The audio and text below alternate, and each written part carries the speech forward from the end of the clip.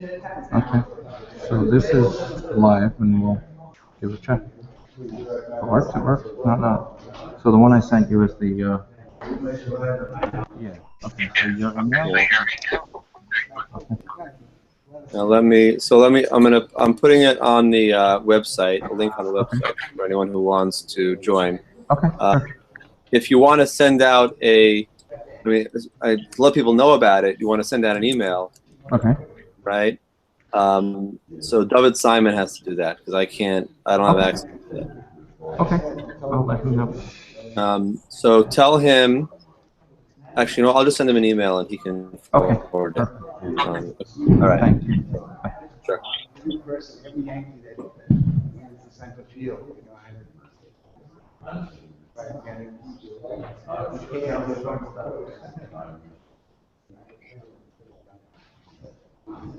As good as you might be.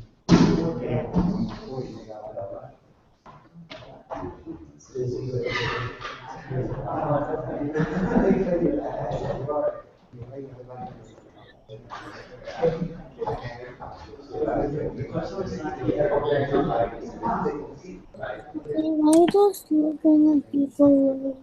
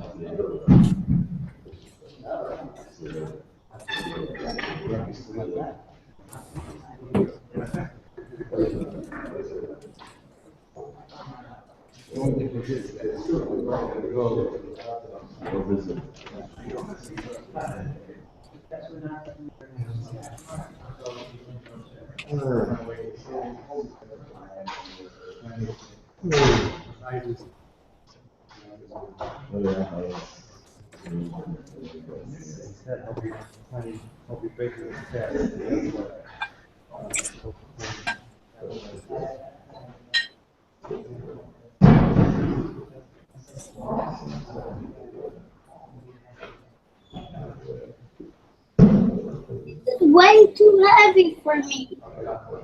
It is way too heavy for me. Yeah.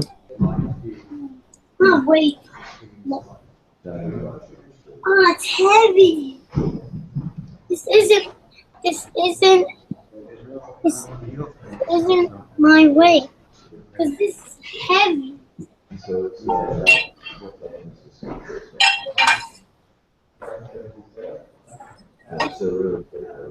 Oh my god. This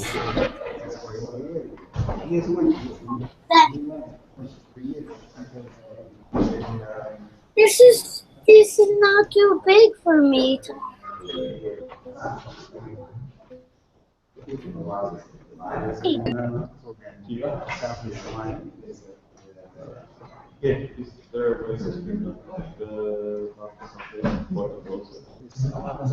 To go down. I don't know about. Yeah, I don't know about closing it, but this thing has to be up there. I put the laptop down there. Yeah, sure.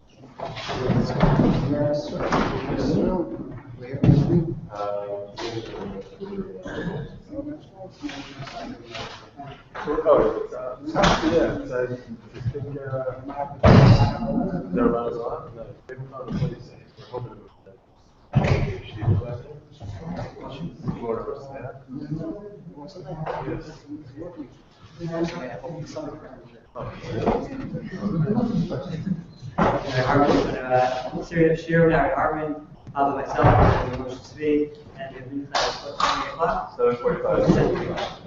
45 minutes each, 2-minute break or so, and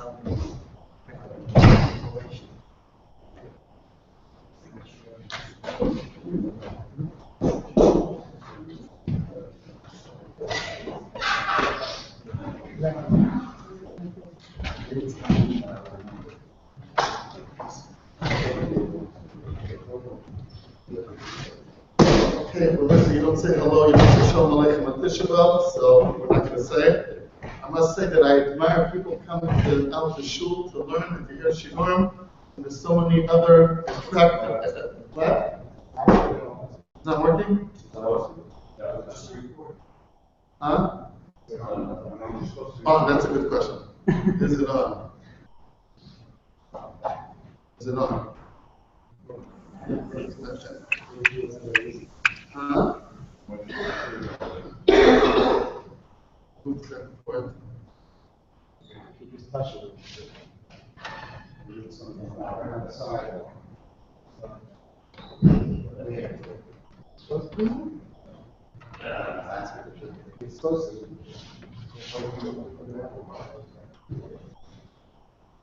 In the back.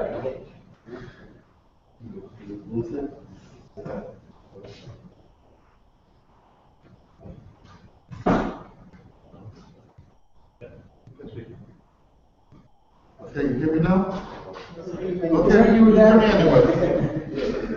we heard you shout, sir. Huh? We heard you shout. That's right. Okay, well, so this is a hint, called to. So anyway, I was saying there's so many attractions outside today to watch videos and movies which are very meaningful. They come listen like to the old good old days. They come listen to Shir Torah. It's something very special. Well, look about. First of all, I'm supposed to.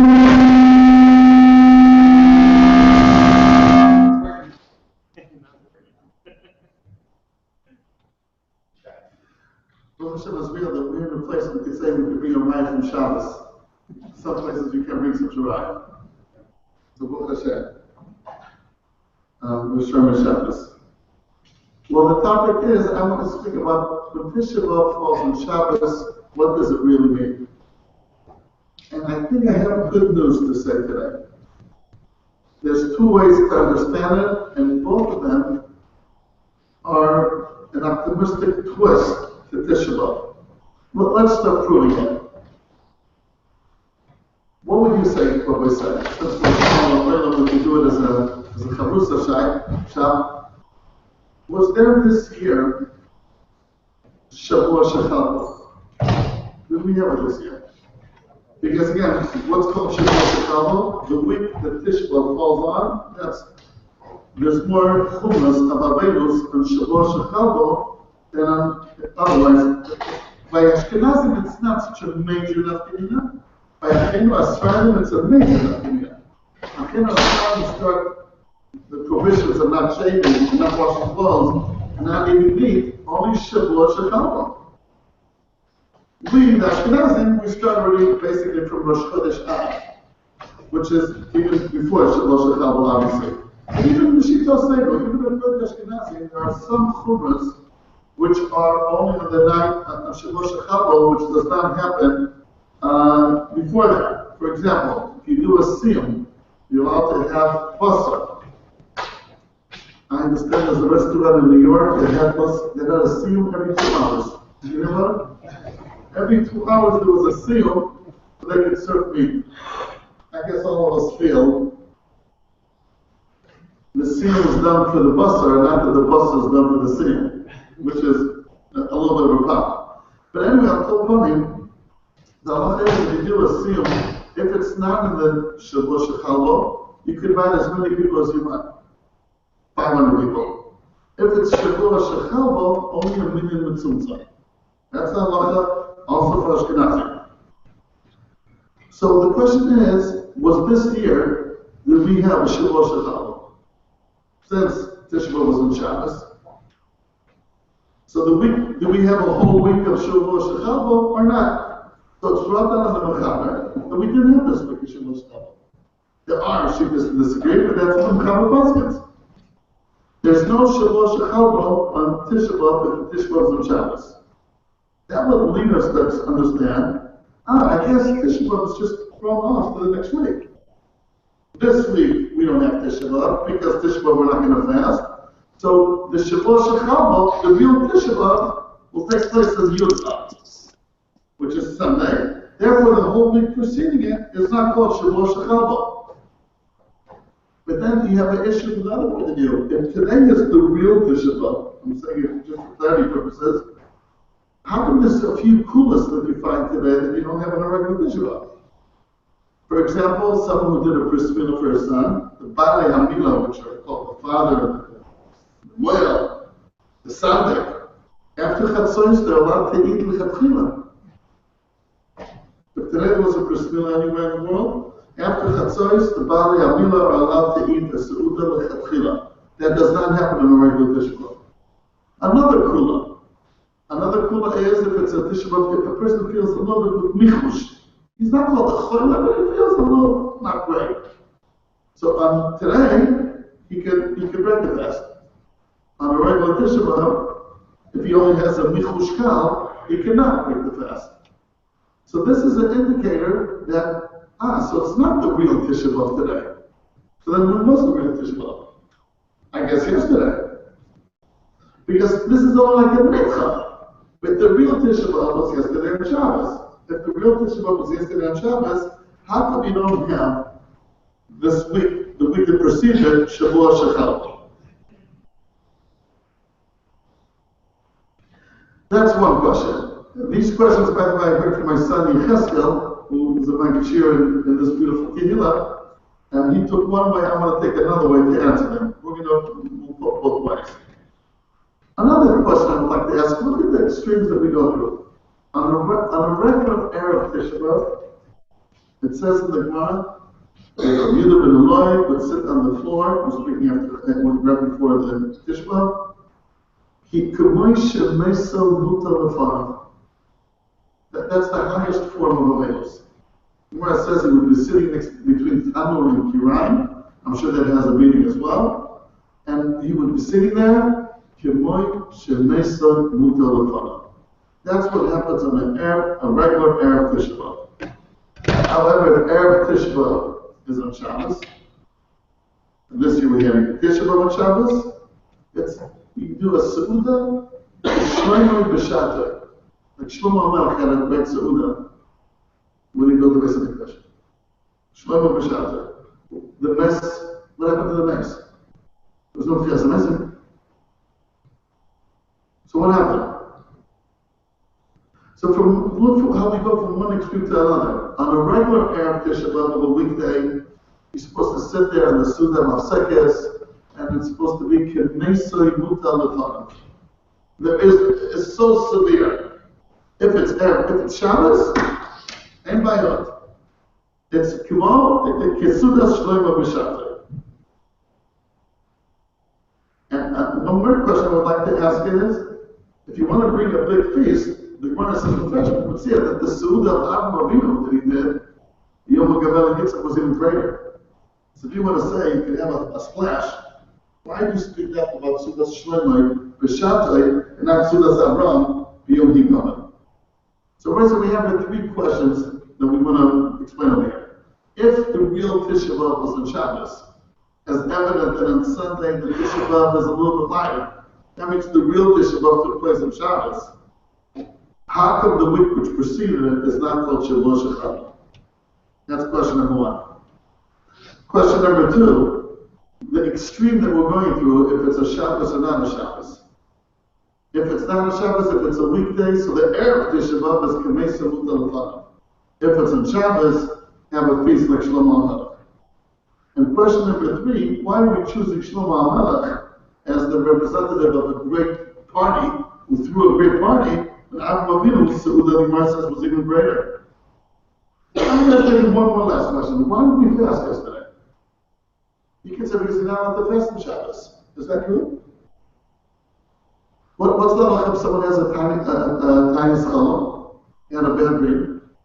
The Gemara says he can fast on Shabbos because it makes him feel better. Because it makes him feel better, he's connecting to himself, whatever the reason will be. So Tisha B'Av, the Semitic was mitzvah. Why can we fast? Even on Shabbos. You're going to tell me it's the rice of Shabbos, but truth is that eating on Shabbos is a Rabbanan. It's the onion of Shabbos. And fasting in Tisha B'Av is also a Rabbanan. So why is it pressure to us that you don't fast if it's a Tisha B'Av on Shabbos? You know, by the way, there's a sheet of the Beis Yosef that says, it never happens in my side, that a servant tables if it falls on Shabbos, we will fast. So there is such a kind of concept that you fast on Shabbos. Lo Yom Kippur, if it falls on Shabbos, you fast. That's okay, that's Pasha. But also other ones, you fast if there's a real need, you fast even on Shabbos. So how come when it comes to Tisha B'Av, of course not. You're not going to fast. You'll do Sudas Shlomo Kishata. My goodness, there's some secret here now. Well, what's the secret?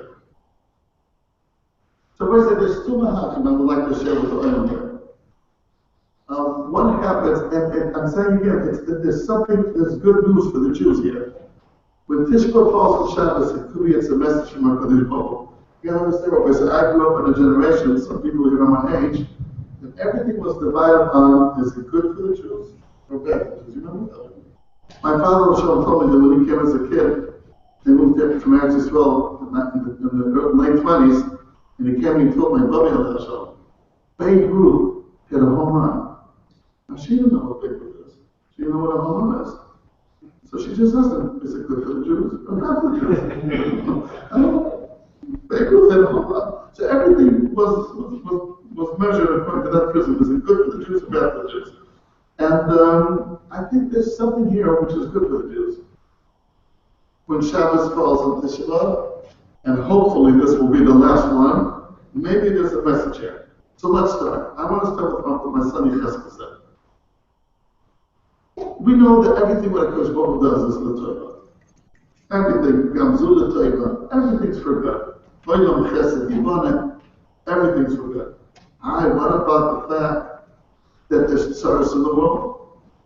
So the simple understanding is the way we see it now, it's not the full picture. And the way we see it, it appears as the opposite of chesed and the opposite of tov.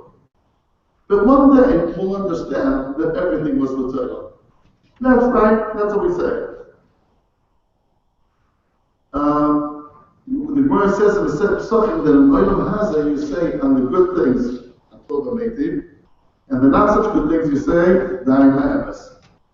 The Asilova says the Gemara Psachim, everything will be Atov ha'metiv. So the simple understanding of this Gemara is that events which are happening nowadays are classified into two categories, Atov ha'metiv, Dain ha'emes. But whatever will happen then, the Asilova will clearly be only positive. Something that Klein says, that's how Shavimah, on the second part. We're not speaking about the events that will happen then. Rather, the events which are happening in our world today, that when we look at it now, it's divided into two categories. But we're going to be the Asilava, and we're going to look back at what happened in this world, we'll see how everything was l'toiva. Of course, it's almost impossible for us to understand how could something like Churban Abayis, Churban Europa, how could that be called l'toiva? We don't have the capacity to understand that in this world. But when we'll be in that world, as Hashem, and we'll look hindsight back, everything will be lit. Everything's going to be lit. Shabbos is me'ain Olam Haba. Shabbos gives you a little bit of perspective of what will be once you're there. And once you're there, you're going to look through the glasses of Olam Haba. Everything will be lit. I once was at a concert of Shlomo Kalbach, and he was giving an introduction to the song. I just want to explain. Shlomo Kalbach lived in our house for 6 months. When I was a kid, 5 years old, in St. Louis, Missouri, Shlomo Kalbach came and lived in our house for 6 months. Why? How? What? My father was the one who organized it. My mother just remembers that after 6 months she had to tell him, Shlomo, I'm sorry. Because it was a house full of little kids. And he would have concerts at 3, 4 o'clock in the morning. So it's kind of hard to have that when you have a house with little children. But his first record, the Borchi Nafshi record, was published in St. Louis. You give a look at the back, my father was shown as Askrama, and it's kosher. You'll see. We grew up in Kabbalah. In fact, he did a kunzitz in my house 6 weeks before he was lifted. And he would say, I remember once he told me a story, that's not what I'm planning to say now, but I'm not going to share, since this is I can say Aish Kodesh is a little Hasidic place. So I'll say that I'm not offending anybody, right? Right? Combination of Hasidic. When he came to my house that night, he took it to the side room, and he told me the following story. He said in the 50s, he developed a chush, a sense. He could know 100% who's a Yid, who's not, or just looking at him. A fellow. I said, really? He says, what's such a fellow? He says, unfortunately, I'll do at least $6 million the Nazis had it. They kept their class. They told me he was Jewish or not. I'll show you nothing. Here it's the Torah. He said, I was going in the subway in the middle of the morning. It was 3, yeah. It was in the 3 o'clock in the morning, and I noticed there's a young boy that was Jewish. Without a doubt. I started conversing with him, and he knew from Kalbach's personality, it was impossible not to become his friend, his best friend, after 20 seconds. He had the koyach. He had tremendous opposite soil, that's for sure. And he tells what he sees, he tells the book, I noticed you're in a very good mood. What are you doing? He says, Rabbi, I'm getting married next week. And he saw the Yid wasn't sure of anything. I'm getting married next week. Oh, wonderful. The Bacher asked, in fact, I don't have a rabbi to officiate the wedding. Can I ask you please to officiate the wedding? So fine. I'll be happy to do it. Where will it take place? He says in a church. A church? Why church? She's Roman Catholic. What? He couldn't find someone Jewish? And he tried to persuade him a week before the chasna to break up. So Shlomo Kalbach told me I did not make a dent. The guy was head over heels in love. Gorgeous. He said, other times I was a little bit more matzliach than that. Here, nothing. And the act of despair, I said, you know what? Do you want to meet my Rabbi? So this young American fellow, nice American boy, says, yeah, I'm happy to meet you, Rabbi. When will you want tomorrow, today? No, now. Let's go now. Now? 4 o'clock in the morning? Yeah, he's up. Okay. And he took him to Grand Heights to the Baruch Levin. This one got going. He knocked at the door, let's say 4:30. The door was open immediately. That's how it was in those days. And the room was wearing clothes. And he told them in Yiddish, "Chov Gebeignet to the Rebbe, and the Shalom is down for Kwesed Tikkun." The Rebbe conversed with him a little bit in the presence of Shlomo Kalbach. Then they went into a side room, leaving Shlomo Kalbach out. They went for 3 hours. And when the Bacher came out, he came out with puffed eyes. And he went and he canceled the marriage. So Shlomo Kalbach asked me, what did the Rebbe tell him? He said, I don't know, you didn't ask him? You didn't ask him what the Rebbe told you. I couldn't ask him that. I didn't ask him later. He didn't want to tell me. What did the Rebbe tell him? Did he want me to cancel the thing? He says, I could move it. I could do anything. Obviously, the Rebbe showed such tremendous apple that for sure is the general lines.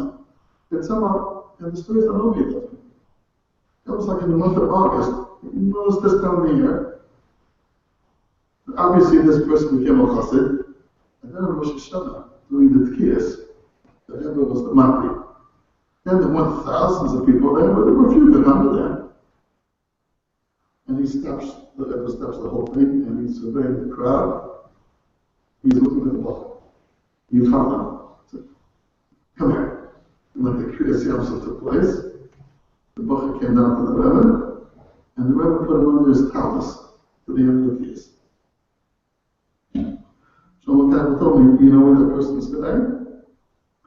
He's in Kfar Chabad, and he has 64 grandchildren. But I'm trying to know what the Rebbe told me. That's a conversation I never had. Interesting to put up. Anyway, going back to what we're talking about. I was once at a performance of Shlomo Kappa, and it was the introduction to the song, the Hagi B'Chodesh Chazdecha, the Emunas B'Leilos. So he asked Shlomo Kappa,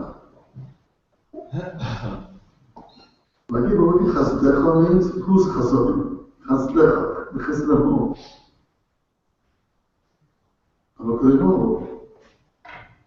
What does Emunah mean? Who's Emunah? The word means our Emunah HaKadosh Baruch Hu. So then we should have said the Emunah Senu B'Leilos. Or the Emunah B'Leilos. Why Emunah B'Leilos? So he said in the name of Alexander Rebbe, who perished in the Shoah. He said sometimes the tzaras are so overwhelming that the only thing to bank on is to remember that the Eibishter who created the world saw everything in advance, and yet he created the world. Just remember HaKadosh Baruch Hu's emunah in the world. The emunah saw the Eibishter's emunah in mankind, or maybe more exactly opposite, that somehow, some way, at the end, the good will prevail. The emunah, that's what he said in the name of Alexander Rebbe. I thought it's a medrash in Yaakov Shimoni. Kel emunah v'ein omer, tzaddik ve'el shahu. Rashi learns kel emunah means a God that we could trust. He's trustworthy. That's what Rashi explains. The Yaakov Shimoni learns kel emunah v'ein omer means the Eibishter trusted us. He'emin ba'olam u'b'la'olam. That's the lesson of the Yaakov Shimoni. And the Zayid Rabbi, who's a small commentator on Yaakov Shimoni, says, people have free will. How do you know they're going to decide what you want them to decide? But at the end, it's going to work out. How much decided? Kel emunah v'ein olam. I went over to the Shlomo to tell him afterwards the Yaakov Shimoni. He said, yeah, Yaakov Shimoni, but the Zayid Rabbi, you know it. You know it. When you say in the morning, you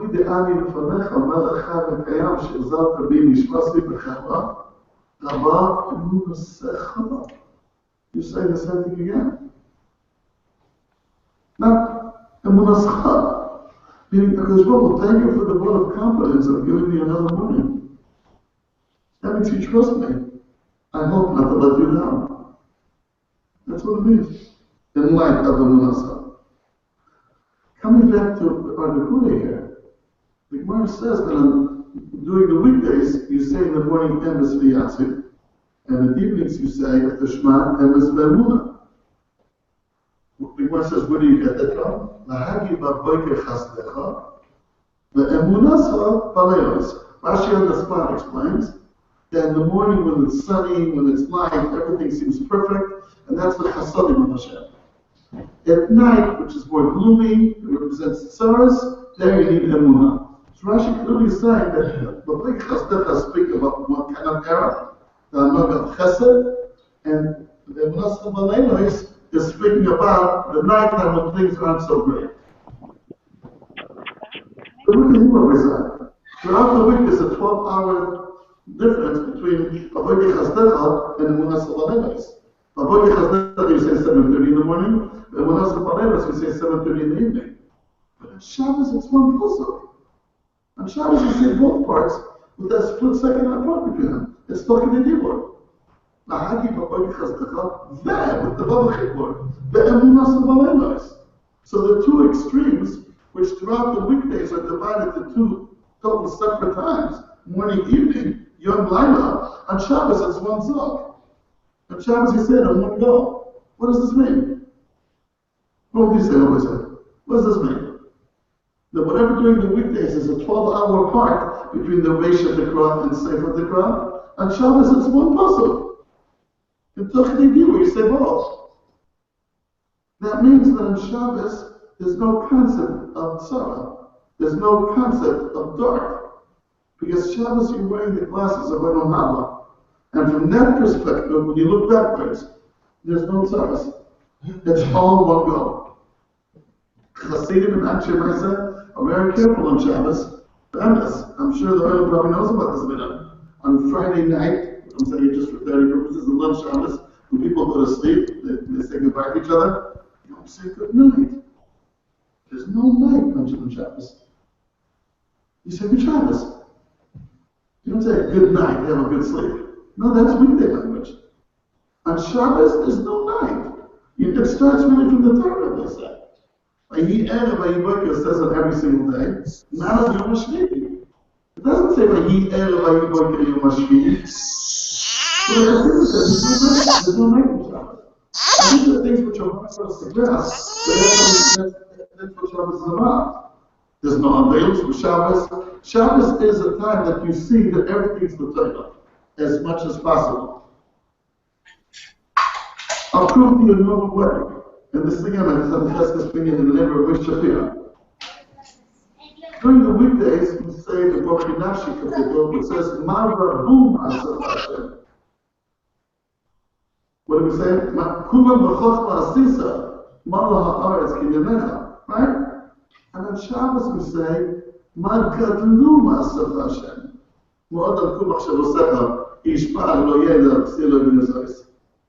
What's the change between Mar Rabu and Mar Gadlu? What would you say? We're speaking about the very same deeds of my precious. During the weekdays, Mar Rabu. On Shabbos, Mar Gadlu. What's the chiluk? You want to say chiluk on Shabbos? Rabu is many different things. Rabu is going up from Shleim. Meaning, Rabbi is there's many different things which we don't see how they all fit in with each other. It's good, it's bad. But God, it all fits. I'll give you an example. What's the difference between a Rav and an Adam Gadol? Right? A Rav, and let's say here we're saying you have a Mordas with an Adam Gadol. It's not only a Rav. The Mordas with this shul. What's the chiluk between a Rav and an Adam Gadol? Rav comes from the word Ribui. He knows a lot, which is wonderful. Gadol is that he made it all into one building. A Rabbi has many, many bricks. A Gadol made out of it a house. It all fits. There's no contradictions. There's no periods. It's all one. Shabbos, we notice that everything is one. So therefore, Tisha B'Av, Shechani is b'Shabbos, it's not such a Tisha B'Av anymore. Because once you're looking at Olam Haba the way, through the prism of Olam Haba, everything's the Torah.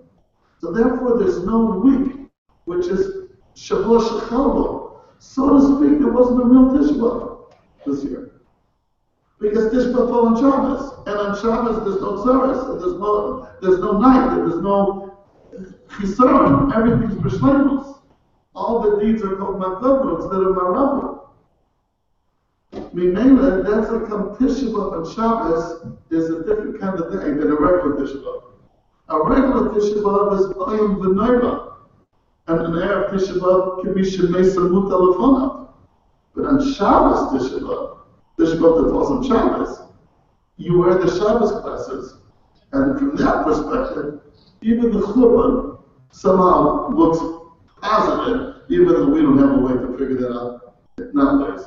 But Shabbos is for 25 hours a week, you go to another planet, which is called Shabbos. That's what my son had to say. It could be even said it here, I don't know. But I would like to say a different mahala to answer the question, what happens when Tisha B'Av falls on Shabbos? And I want to ask you a very personal question. And it may be, it's a simple question, but it may be a Kiddush question. When it comes to Pesach, what do we focus on? Cherus. When it comes to Rosh Hashanah, what do we focus on? Then comes Shavuos, what do we focus on? Torah. Comes Yom Kippur, what do we focus on? Tshuva. Comes Sukkot, what do we focus on? Tzvi. Let me ask a simple question that I asked for myself the first time after being in this world for 57 years. What should I focus on during Shabbos? Here's the thing. There's 25 hours a week of Shabbos. What was my focus? What should be my machshava, my main avodah on Shabbos? Pesach, I got it clear. All the yomtivs, I got it clear. I got a picture. Pesach is Chayot, Shavuos is Matan Torah, Sukkot is Matan Sefer, yeah. Rosh Hashanah is Yom HaDinim, of course. Yom Kippur is the Slicha, Kapara. Yeah. What's the main focus on Shabbos? What would you say? What should I focus on? What? What should I focus on? Yeah, tell me, please guide me. What should be my focus on Shabbos? I'm thinking about mainly Kedusha. They're all called Eish Kodesh. You're right that the word Kedusha appears the first time on Shabbos, which doesn't mean that what should I do? Shabbos is coming this week. There's Rosh Hashanah. What? Chesed. Shabbos, the main concept is Chesed. Rest. Relax. Chill. Cool off. Vegas. You know, listen, now you're all right, but like, look how many things there are. Like, really, what should be my main machshava on Shabbos? I'm asking you a very simple question. What does this mean in terms of life? Of the world, of the Baruch, of Torah, of what? Isn't it interesting? The Shimshon Pincus used to ask these questions. I got from him. He would go around and ask people, what's your main focus on Shabbos? Jolt? You could say that? I'm sure that Jolt Shabbos is kosher. It's a mind-boggling question. And when you start thinking about it, you come up with 50 ideas. Priyas Oilam, Oineg, Yisrael. They're all true. But what is the main machshava on Shabbos? I'm sorry?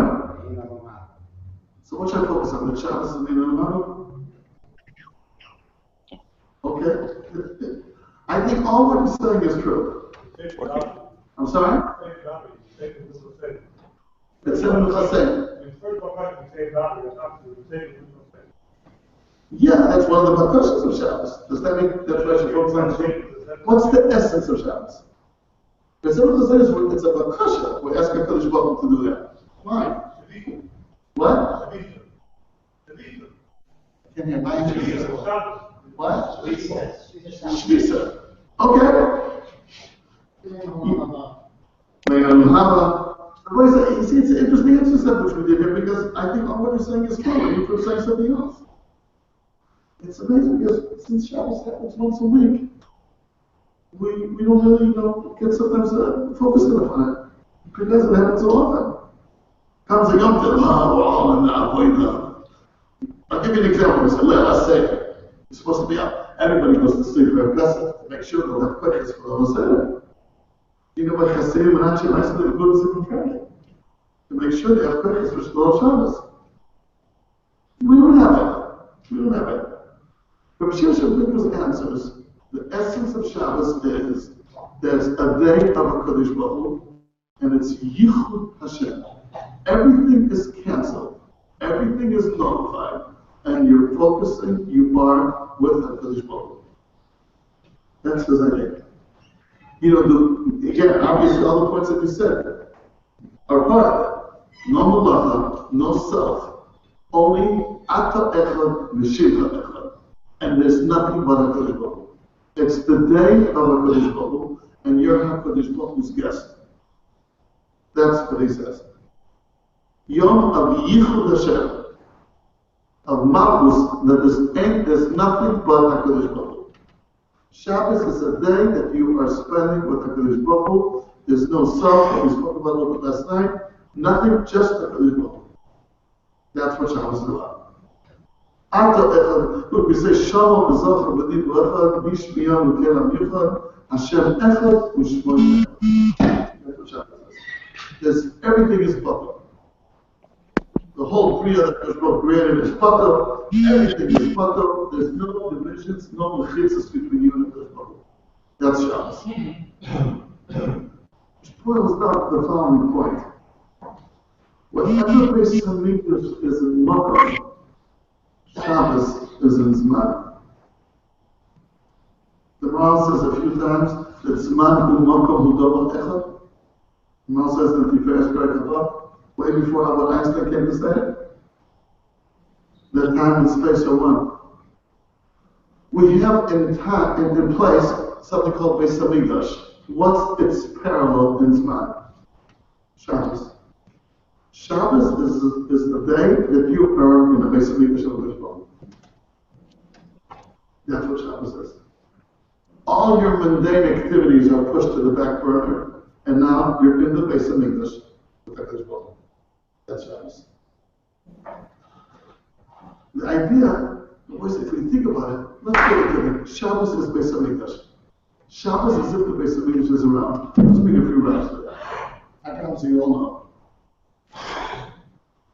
The similarity intrinsically of Shabbos and Beis Hamikdash. At Shabbos, you're supposed to feel for 24 hours. I'm in the Beis Hamikdash. Just imagine if you would be walking in the Beis Hamikdash. How would you feel? You're walking in the place that you're allowed to walk. If you're going, you're allowed to into the Heichal. Right? Just imagine what would you feel then. That's what you're supposed to feel once a week. I'm in the Beis Hamikdash and I'm a Kodesh. Let's bring a few lines for this. That Shabbos is as if the Beis Hamikdash is built. What do you say? First of all, the Lamatis Malachas of Shabbos. Where do they come from? The Mishkan of the Mikdash. Interesting chibur. Kol Mekadesh Shvi. Right? We say it. What does it say over there? Hamachakim lebinyan aviyah. Those who are anticipating the building of the Beis Hamikdash. What does it say? Anybody remember the Hemshech? Yom HaShabbos Yisur Zimku. Right? Shkoyach. Those who are anticipating for Bnei Beis Hamikdash, on Shabbos you should dance and be happy. Yom HaShabbos Yisur Zimku b'mat asker. Right? That's what it says.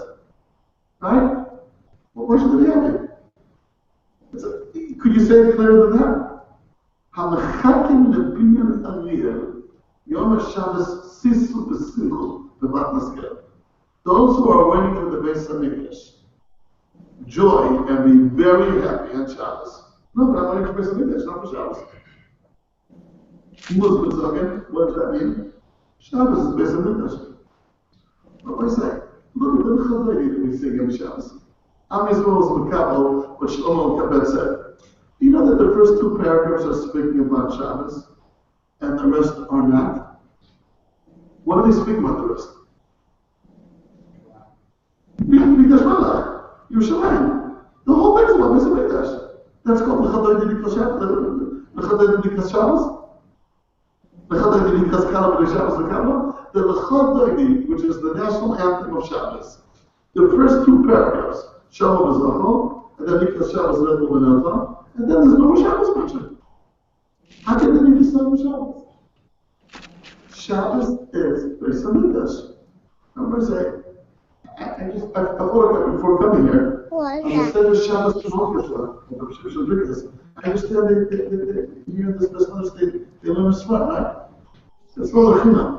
On Shabbos Malchus, if a page Kufyud Aleph, the page Kufyud Zayin, he brings out the similarities of Shabbos and Beis Hamikdash. What was And he brings them out. He brings many similarities. And he brings them out from our Gemara. That when Tisha B'Av was Chal Shabbos, he goes down. Just this a small paragraph. Bechazal, Tisha B'Av Shechal Yes B'Shabbos. When Tisha B'Av falls on Shabbos. Oyer lo b'shoy se kol tzorot. U'ma'ana shulchan aviv kesudas shlomo b'shabbos. According to this understanding, why Sudas Shlomo? That's when Beis Hamikdash was built.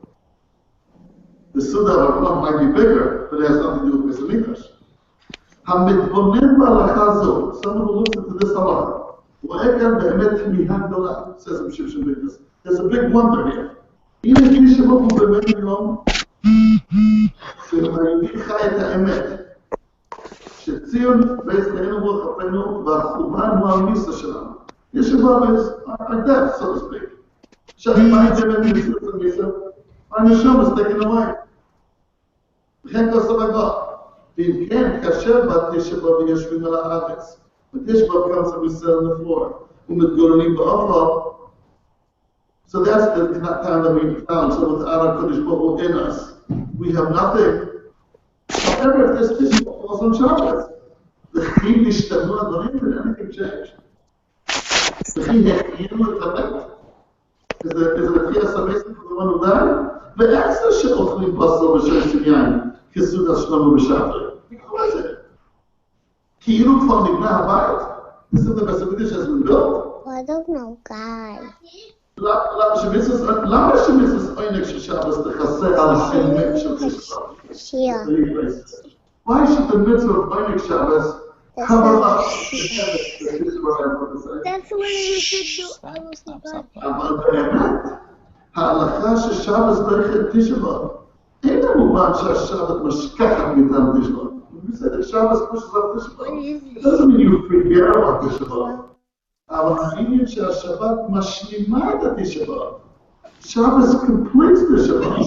כשבא Shabbos, look at these words. כשבא השבס, יש as Beis Hamikdash. When Shabbos comes, you have a Beis Hamikdash. Habayit banui v'haychal meshulchan. שהשבת עצמה היא Beis Hamikdash. And he goes to go there. It's a more It's more than teaching us about Tisha B'Av it's teaching us about what Shabbos is. Shabbos is a day of the Beis Hamikdash. So let's just sum up. Yecheskel by someone to say that Shabbos gives you the perspective of Elam Abba, and when you look from there, back to here, everything will be the Torah. Okay? That's his Mahalach. The Shimshon Bigdus Mahalach is, Shabbos is Beis Hamikdash. So of course there won't be Shavua Shechal. Shavua Shechal what? The Tisha B'Av that has Beis Hamikdash. So there won't be Shavua Shechal. And that's Suda Shmanu B'Shatri. The person just, if I could, again, I was thinking to myself, Shabbos is so important. As I mentioned before, when something according says the first time a word appears in the Torah, that's what it's all about. The first time the word Kedusha appears in the Torah is by Shabbos. By God, Yom Shvi, by Kaddish, I said. Shabbos is holier than Rosh Hashanah. Shabbos is holier than Yom Tov. Bring me a lie that Shabbos is holier than Yom Tov. Bring me a lie. Yes. Right? You can't put Shem on Rosh Hashanah. That's exactly what Shem on Yom Tov. Okay. Bring me a lie that Shabbos is more severe than Yom Tov. You know, what's the Oish? What's his Oish? Skila, Lisa. What's the Oish of someone's Mechal Yom Tov? No, yes.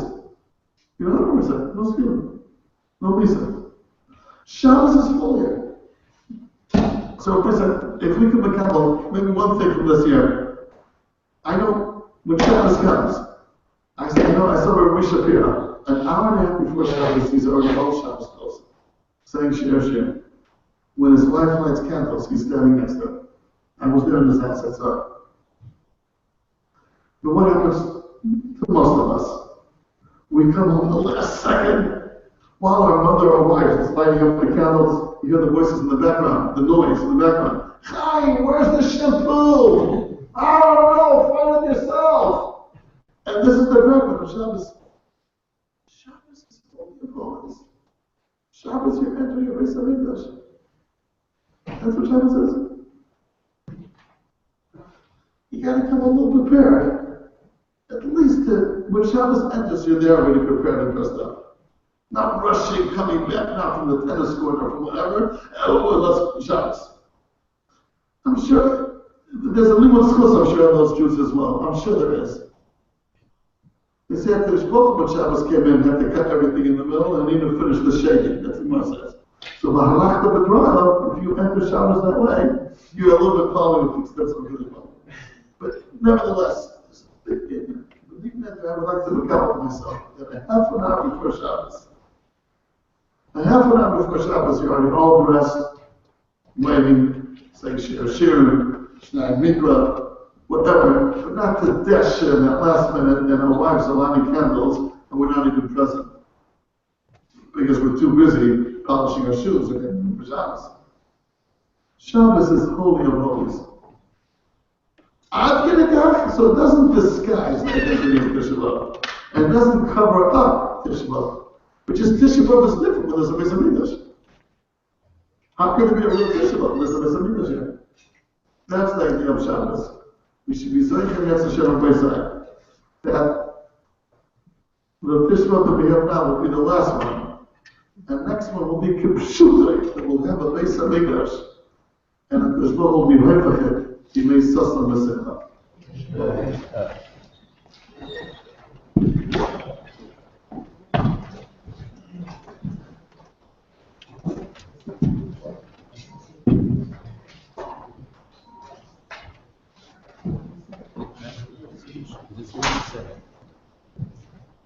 Who knows?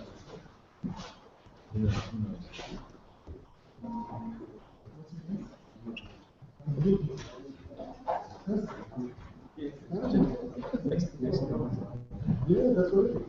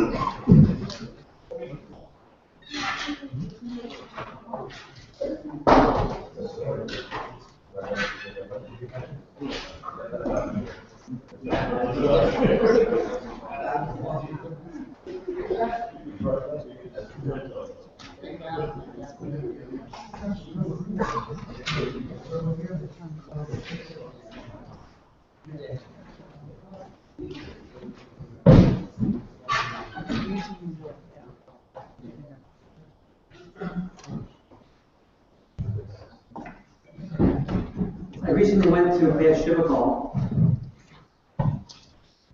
and the Abba was sitting there with two different notebooks. And he was writing some things down, notes. So I asked what was in the notebooks, and he said, one was for the very nice things that people said, and one for the very not nice things that people said. So that reminds me, I need to write, someone just left. He just asked me if we did everything we could to keep the mace alive. We wrote down a whole list of things, what not to say at Shiva.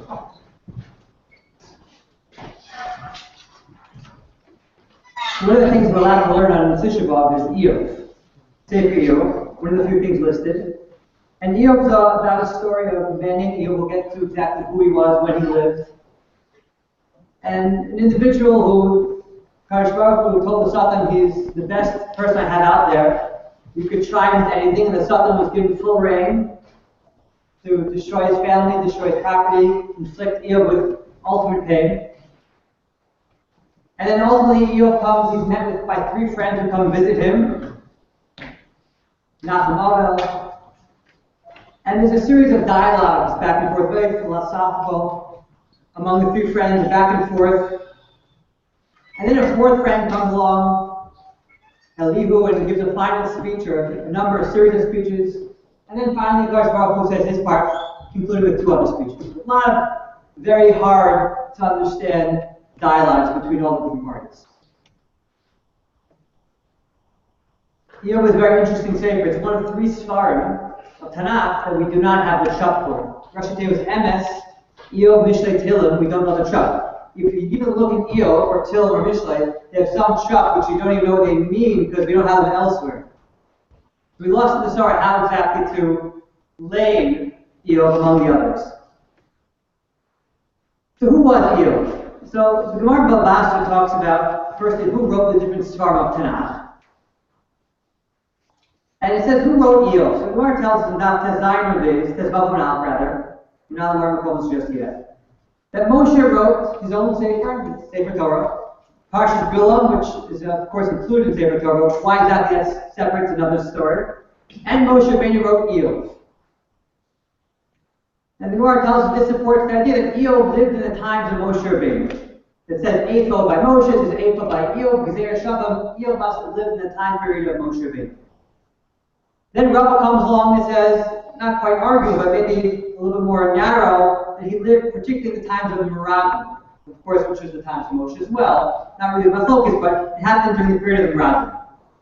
And he also has a different Gezer Shabbat. Then Rabbi Elazar comes along and says, no, Eob lived in the times of the Shoftim. There's a pasuk that says, Hevel, and when was it the greatest Hevel? Says the Gemara, it was during the time of the Shoftim. He lived during the Shoftim, much later than Moshe Rabbeinu. Then Rabbi Shimon Karva says, no, he lived during the times of Achashverosh. It says in the pasuk Eob, Nimsa Nashim Yachos, Kibanos Eob. And when was the door looking for beautiful women? That was during the times of Achashverosh. He was looking for a new wife. And then the other opinion says he lived during the Malchus Shiva. And then they say another opinion during the Malchus of the reign of the Kasdim. And then there's the Yehoshua that says Eob lived during the times of Yaakov Avinu, which was the earliest. And actually he married Dinah. And they bring some proofs. And then there's one opinion, Rabbi Shmuel ben Hartman says no, he actually never lived. Eob lo haya, lo nivra, ela mashal haya. And then another opinion says no, what do you mean? He was from the Ole Gola. He returned from Gola, and there's actually a base measure in Tiberia that he opened up. Did he exist? Did he not exist? Was he in this time period, that time period? The Rambam says he never lived. But he's a timeless personality that exists throughout life, every generation, this generation. Was he Jewish? Was he not Jewish? In this mashal, whether he was real or not, was he a good person? Was he a bad person? Was he Jewish? Was he not Jewish? The Gemara Babasa tells us that also. That there were 7 Levin that were nisnad b'lumos olam. 7 prophets that prophesied for the Umos olam. Bilam and Bilam's father. Eob, Eliphaz, which was one of Eob's friends. Bildad was the other friend of Eob. Sophar was the 3rd friend of Eob. Elihu was the 4th friend. So there's 7 different Nevi'im that were Goyim. Bilam's the most famous one we know. Then the Gemara tells us that Eob was a chassid hayat b'Umas olam. Eob Shmuel, he's a great chassid, he's a tremendous individual. So much so that the Gemara tells us that's why the Satan began attacking Eob. Because the Gemara tells us this whole dialogue that Sukkim had at the beginning of Eob. It says, Vahi hayom ve'bo b'nei Elokim v'hityatzeh ve'bo gam ha-Satan. The Satan came to visit HaKadosh Baruch Hu, whatever that means. And Hashem said to the Satan, Me'ayin tavo, where'd you come from? V'yan ha-Satan, the Satan said, I went throughout the entire world, and lo matzasi ne'eman k'ed Avram. There's no one as great as Avram Avinu. The entire world, Avram was the greatest ne'eman to ever live on this world. Really? Did you see Eob? So he said, try Eob. He's greater than Avram. So that gave Satan the greatest ability to do whatever he wanted to Eo. But from this Gemara, it sounds like Eo was greater than Avraham Avinu. Then there's the other Gemara in Sota that tells us who the three advisors of Paro. We're trying to figure out what to do with Israel. So the Chia tells us, the three advisors. Bilam, Eo, Yisrael. Bilam, Shiatz. Bilam gave advice, bad advice. Nera, he was killed, as we know. Recent parts. Eo, Shosa. He was quiet. By the way, very important that he was quiet. Nidon, Yisur. He was punished. Terrible. And Yisrael, Yisrael ran away. He was up with the one of Shiyosha, the Lishkos Hagazah. So this how Eo was an advisor of Paro. Now it was good he stayed quiet. He wasn't quiet like Yisrael. So is Eo greater than Avram? Was he worse than Avram? Was he advisor of Paro? Did he live then, now? Did he never live? Was he Jewish? Was he not Jewish?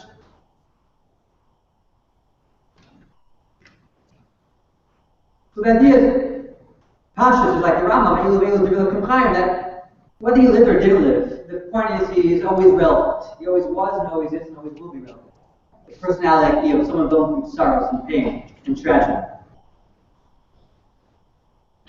Why did bad things happen? So if we understand that he was bad, that he advised Paro, so we understand why the Yisurim came to our tells us. Because he was quiet, he had the Yisurim. But if he was shown he was a tzaddik, why did these bad things happen? It's not going to be the focus of the shir, but just to say the Maharal writes in the Morval Basra, all the different opinions that say when he lived was a period of tremendous midas hadin.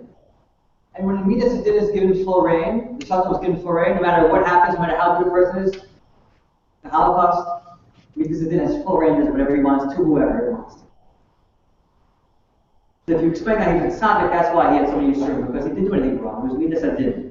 Or maybe he really was a bad person, because he didn't advise, he stayed quiet when it came to Paro. I like to focus on the friends. The friends of Eo. I spoke about before, I mentioned that the three friends came to visit Eo. Let's go through the Marvel Comics now, the first page, a little bit about these friends. Got some time here.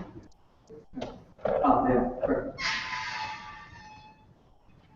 So the Pasuk of Eo tells us right in the beginning, after all these bad things happened to Eo, he lost his family and his property and himself was afflicted with pain. It says, number one, second paragraph of Eo, Pasuk Yidal, like Yishmu, Shloshes Rei, Eo, Eskal Hara Hazos. There's three friends I mentioned before, all heard this evil that happened to him, Haba Allah.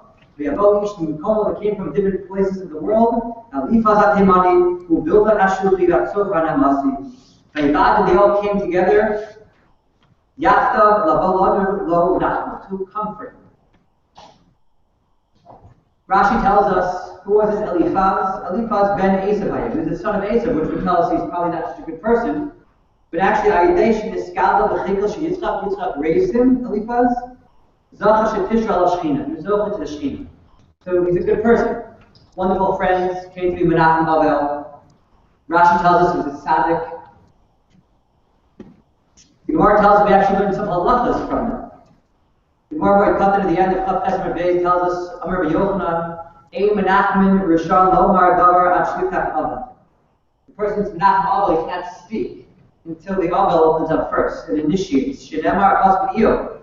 Acharei came, after they sat there quietly. Acharei came Pasuk Eo, then Eo opened up his field, he spoke. V'hadar Vayan Eliphaz Etemani. Only after Eo spoke, he opened his mouth, then he started responding. Then Eliphaz had his statement. So, you're not learning a lot from them. The well-known Gemara in Titus, Bilam Al tells us that Choni HaMagil, famous Choni HaMagil, went through the circle and demanded rain. The next story in the Gemara tells us that Rabbi Yochanan describes the story of Kol Yomam She'osat Tzaddik. During the life of this tzaddik Choni HaMagil, I have star al mikrazeh. Choni is very bothered by the following pasuk, which we say pretty often, at least once a week. So he asked himself, Choni HaMagil, deny the Shivah Shana B'Chalma. Is there someone who sleeps for 70 years in dreams? For 70 years, the pasuk says, Shiva Sion, it took 70 years for his Baishani to come back. That's 70 years. It's like a dream. Who dreamed for 70 years?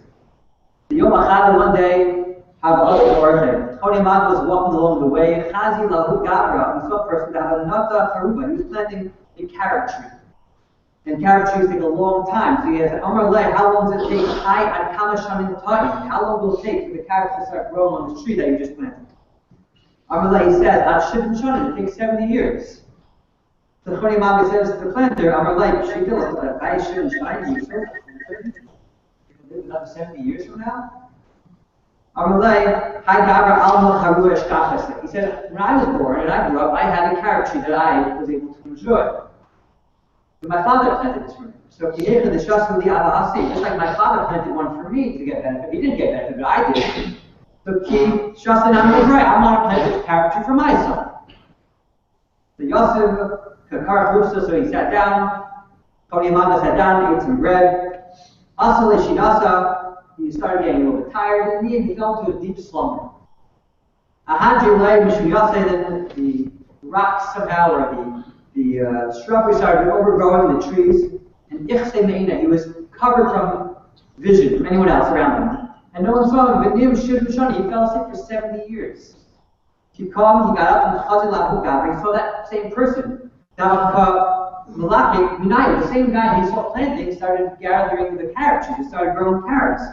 Amalei says to the farmer, you're the one who planted this tree? No. Amalei Barbrei, I'm the grandson of the farmer who planted this. Amalei said, wow.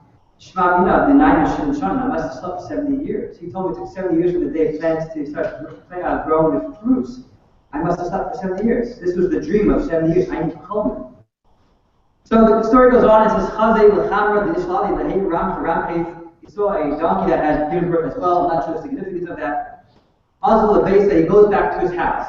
He found the address, went through the different roads. Amalei, grade the Choni Hamad Nikai. He went to the neighborhood where he grew up, where he lived, and he said, "Is my son, or the son of Choni Hamad, is my son around?" So they said that the few town people said, Amalei, great lesson. The son's not alive, but our is it, but his grandson is alive. So Ana Choni Hamad says, well, I'm his grandfather. I'm Choni Hamad. Go ahead, they didn't believe him. Come on, he disappeared 70 years ago. There's no way you're him. Azal base medrash, so Choni Hamad said, maybe the base medrash still believe me. Base medrash. He goes to the base medrash. Should we know the Rabbanan the Kamre? He heard the Rabbanan saying, Nehirin Shmasaisun, this Torah, the Sugis, the Halach are so clear today. Kibishnei Choni Hamad, like the years when Choni Hamad was alive, 70 years ago, they haven't been so clear since then. The Chehava Ayla base medrash, he walks into the base medrash now, and called Kushu to Havul Rabbanan, any question that Choni had, Havul Far, they answered it.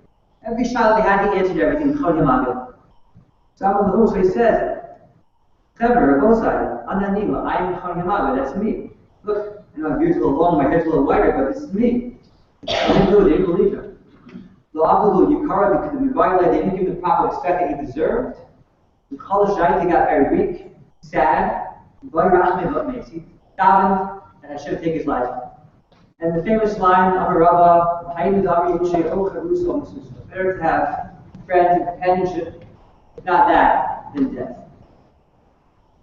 So this statement in the Gemara appears one other place in Shas. Here's the famous one. There's another one which appears in the Gemara of Vasadat as Zayin Beis in the context of the friends of Eov. The Gemara tells us, number 5, like we said before, that the 3 friends of Eov heard all the Ra, Hazos, Haba, Elav. They all came from different places, and Lifa said Timani, Bilza Hashuchi, Sufi, Tufar Hanamasi, the Vadu, Yachta, they gathered together, Lavo, Lamur, Lahu, they came to comfort Eov. Asks the Gemara, what does it mean by the Vadu Yachta? They gathered together. Very strange lashon. Some of you, Damarab, Milamech, and Nichnas, Ukulim, Bishar, they all came in the same gate. Okay? Another Rashi says, Vein Kalach, Be'achach, Shloshim, Parsa. They all had a distance of 300 parsa rather. How did they know this happened? They didn't have phones, email. How did they really know something happened to Eov? That they came all at the same time to visit Eov. Some say that they had this special crown that they wore. And the Farshim explained there are these images of each of them on the crown. If something bad happened, the image would change. They saw Eov's image was changing. They knew something's bad. Let's go check on it. Others say they had trees that somehow was symbolic of their relationship and friendship. The chayim that comes to havayadu, once it started to wither and dry out, maybe that something happened to you. Let's go see what's going on. In that context, the Rabbi, again, but he adds something different here. Either you have friends like Eov had, or mates. The same exact line in Rabbi that we find in the Gemara in Titus, but here he adds, it's not just any friend, it's the friends of Eov.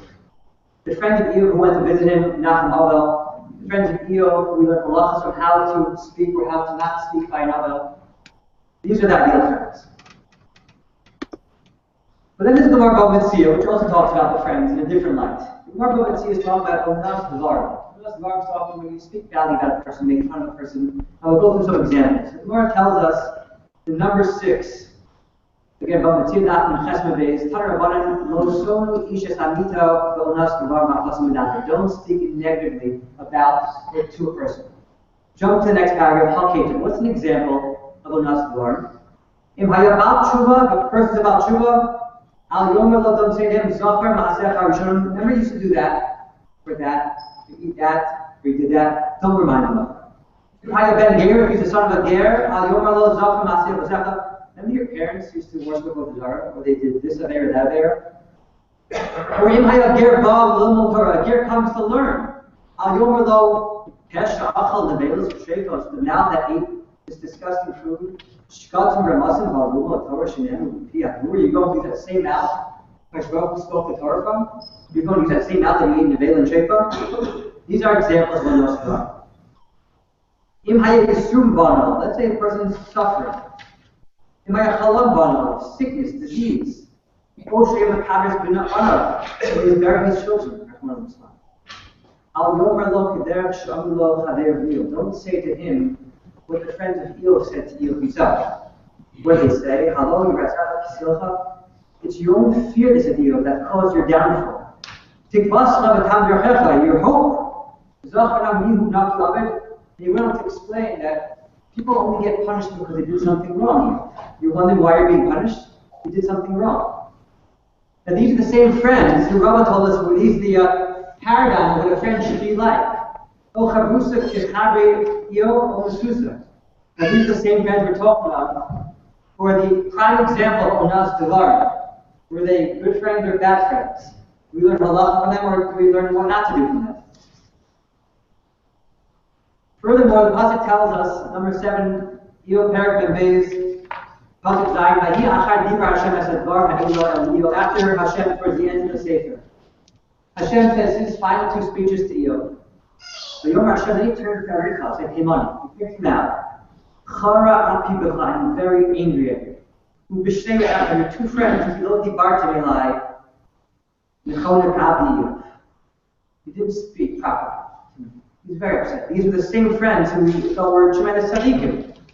Eliphaz, who was raised in the house of Yitzchak, and Shazach Tisha al Shechina. The same friends who learned about the halachas of not speaking to the Abbas. The same friends who were the Chavusa or Masusa.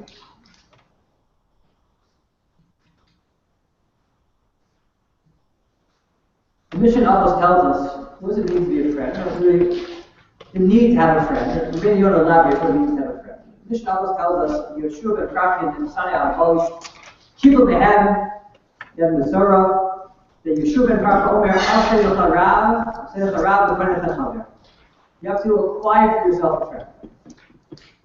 What's the significance of a friend? So Rabbi Yoni, I have a copy here. Rabbi Yoni tells us there are 3 main purposes of having a friend.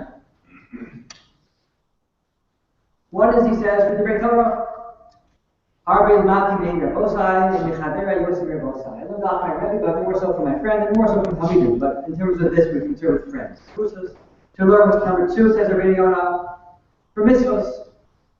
Sometimes your friends, let's say less than you are in his Yiddishkeit, but he'll sometimes push you also. You elaborate how this works. People don't want to sin for other people. They want to sin for themselves, but for you to do something wrong, I won't let you do something wrong. So he's going to watch over you, make sure everyone's doing the right. Friends to help with mitzvahs and avoid the errors. So the third thing is for Eitzah. To give Eitzah for advice, secrets. But there I think is a fourth role of a friend, which is another mission of others that Rabbi Yoni doesn't mention.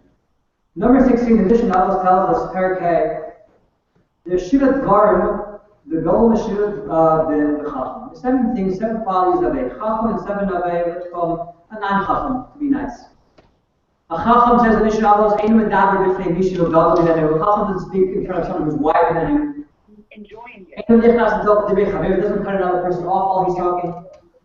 Ein Nival L'Hashiv, he doesn't, he's not quick to respond.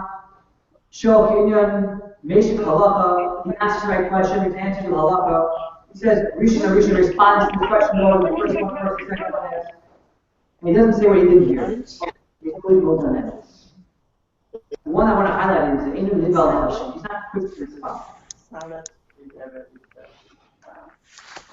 So, the discussion of Rabbi Tzvi elaborates on what it means, Ein Nival L'Hashiv. Your only Shabbos? Rabbi Tzvi tells us that who is the prime example of Ein Nival L'Hashiv is the Eliyahu and the fourth friend. He was patient, he wasn't quick to respond. He elaborates in Rabbi Tzvi Shenemar Amarti Yoni Yidaveru. Before the open speech that Eliyahu spoke, that I let the days speak. I let time pass. I let the first man speak. I'm just observing. Rabbi said, Rabbi Tzvi Yoshua B'Shos, he was they were sitting and quiet. Allah Hayahum, Esther. Yosef, he sat, Never said never. Never said there. Shasa Hayashosim. never. You'll drink. They drink. Ad, finally, Shanato Man, Rishus, the Kala, Yom, and finally, Yom cursed the day that he was created. Shinema Bachre came Pasach Yom SP.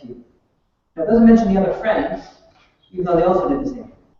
But only Eliyahu will get to why in just a moment. But the idea was they just sat there with him in his misery, in his pain. He sat, they sat. He stood, they stood. He ate, they drank. They ate. What's the difference?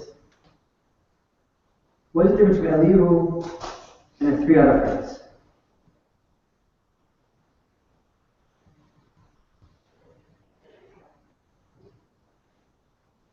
The Zohar tells us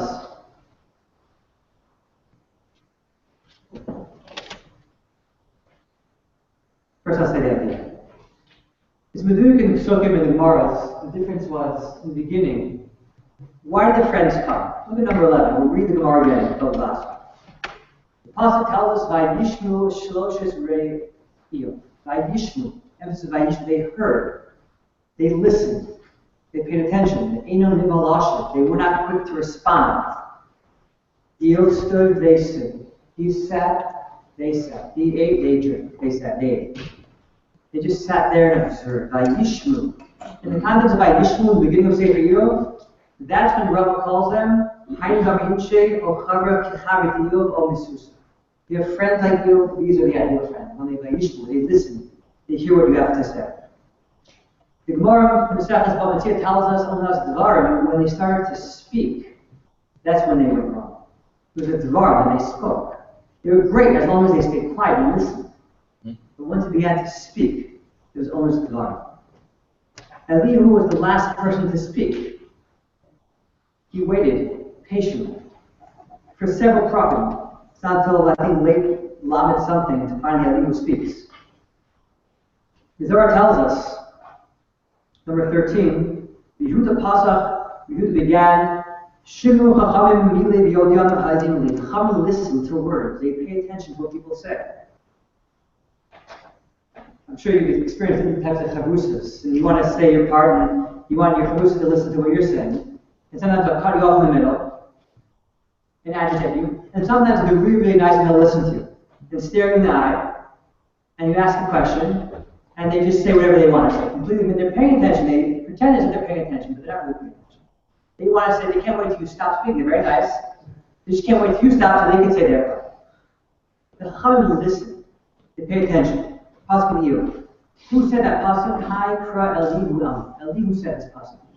He said, Iyov, I've been listening to you this whole time. These past 30 problem of your conversations, your dialogue with your other friends, I've been listening the whole time. And the Zohar goes on to explain that everything that the friends said, the first 3 friends said, were all emes. They said they said everything was true. But you're not always supposed to say this. Not to lie, that some things are better off not being said at all. They spoke emes.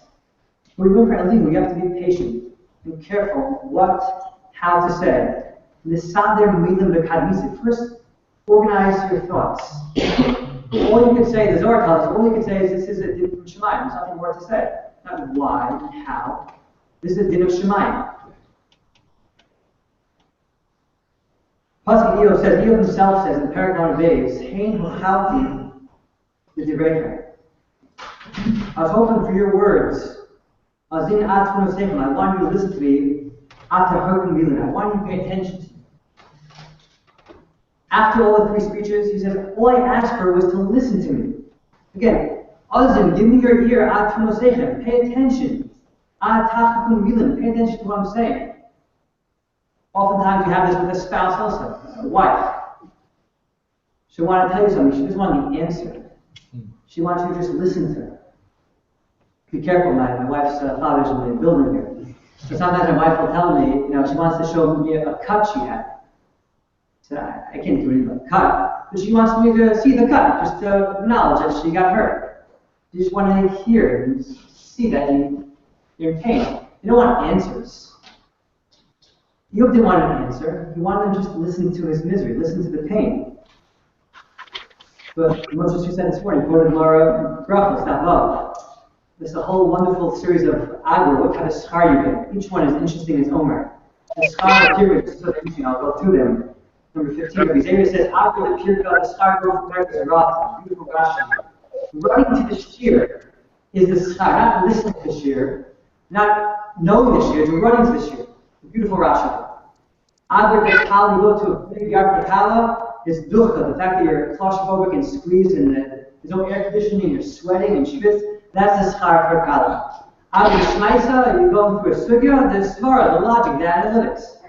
But Papa says, Agri de Betania Shtikusa. You know the schar is, and you're not looking for schar. Do you want to know how to properly do the shivakol? Shtikusa. You stay quiet, you just listen to them. Some beautiful stories this morning. Moshe finds him just coming to listen to a shivakol and just crying with the other. Listening and crying. That's why we put down this custom to have eggs. There's no mouth. There's nothing you could say. There's no response to an other.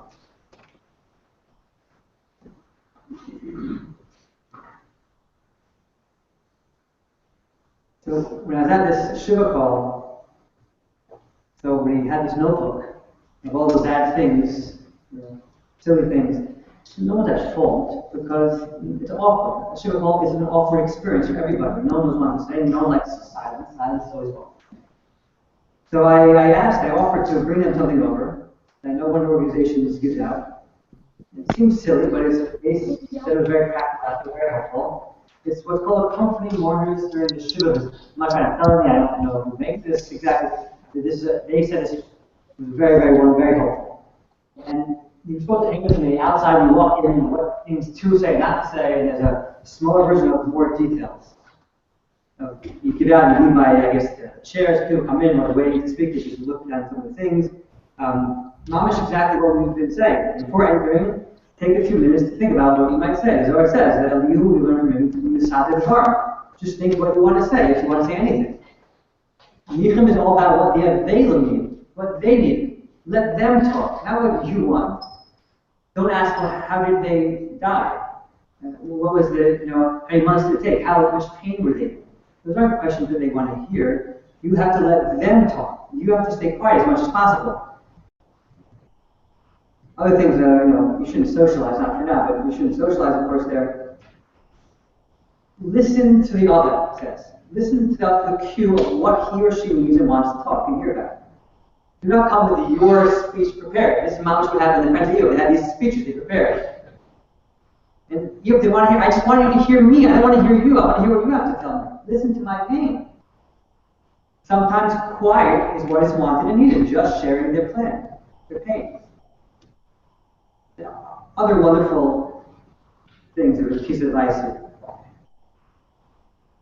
So the friends of Eov at first, Vayishnu, Roy, Eov, they heard the pains of Eov, they heard the pains. And they came to listen, and that was when they were wonderful. The Charusa, they were the Chaver that one would want to have. But then when they got there and started speaking, and then that's when they keep the notebook of all those silly things that people would say. That's when they became almost the Zargal. The Zargal, not only in the Shivakol, but in general, in life, fast, with friends, Charusas. So listen, don't be quick to respond, don't cut them off. Listen to them. The Charusa says something, acknowledge what they say, and ask what they say. If you forget what you said, it's no big deal. Or write down what you want to say, and then have them speak. It's not a conversation, it's about what it means to be a friend, and listen, and let them hear. They don't always care about the solution, the response, they just want to answer. So with that, Yud Hashem, this will early give Moshe a few extra minutes to share some more stories with us. Yud Hashem, we should be zocha to properly treat our friends, spouses, the proper shtika that they deserve, and when to respond in the proper way.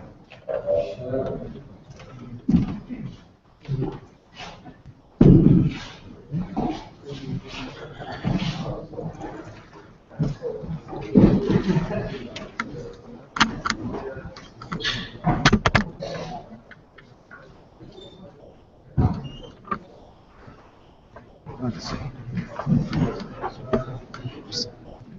See if we can get it.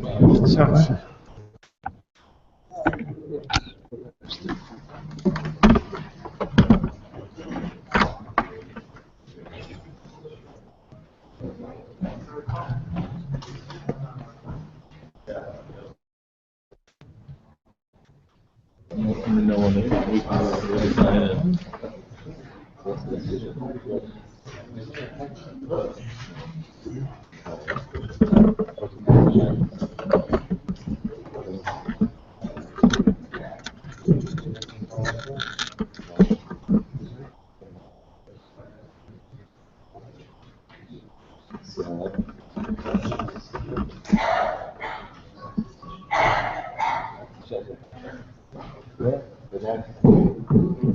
Can you see the sunlight? Yes? Where do you go? On the show website. Huh? Show website. Show website.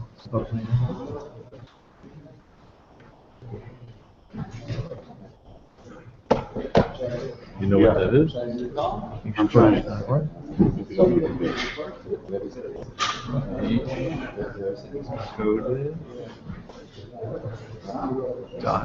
.org.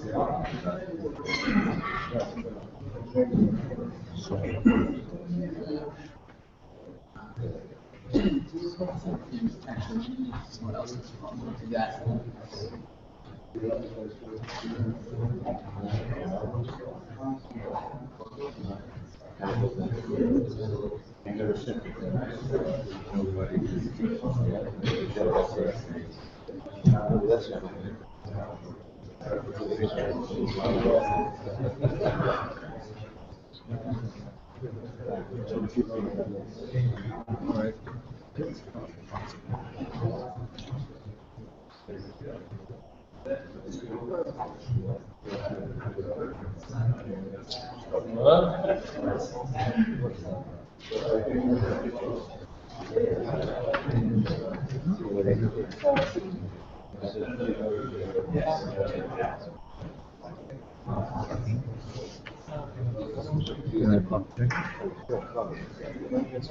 You got it.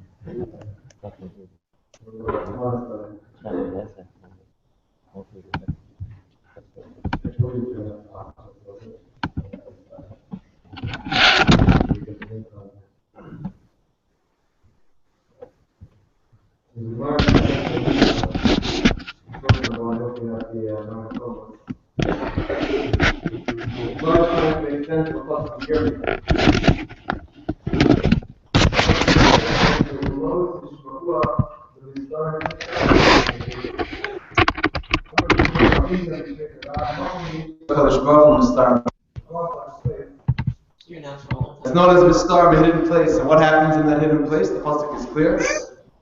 Mistar tivke nafsh. HaKadosh Baruch Hu Kiviyachol cries in a concealed place known as.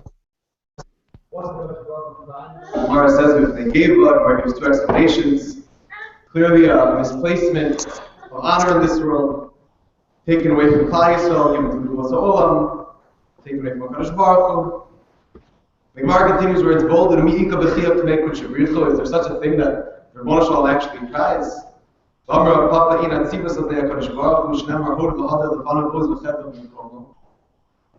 the pasuk tell us in Divrei Yamim that HaKadosh Baruch Hu's place is always overflowing with joy, overflowing with simcha? Answers the Gemara, Lo kasha hava batei gavai hava batei gavai. The Gemara says, as the pasuk seems to say, the mistar in a hidden place, Kiviyachol HaKadosh Baruch Hu is bold, HaKadosh Baruch Hu is crying. But externally, in the batei barai, in the outer chambers, HaKadosh Baruch Hu, always the chedv, when HaKadosh Baruch Hu is overflowing with simcha. That's what the Gemara answers. The Gemara goes weiter and it says maybe B'batei Barai, there's also an element of sadness. What's a pasuk in Yeshaya that seems to say that there's sadness everywhere, all around. The Gemara says, Shani Churban Beis HaMikdash. By Churban Beis HaMikdash, the outside is also a little bit broken. But primarily it's the inside that's crying and the outside that's Oz V'Ched V'Bimkom. Maharal Kedarko B'Kodesh. It's embarrassing to even quote a Maharal's apartment in the neighborhood.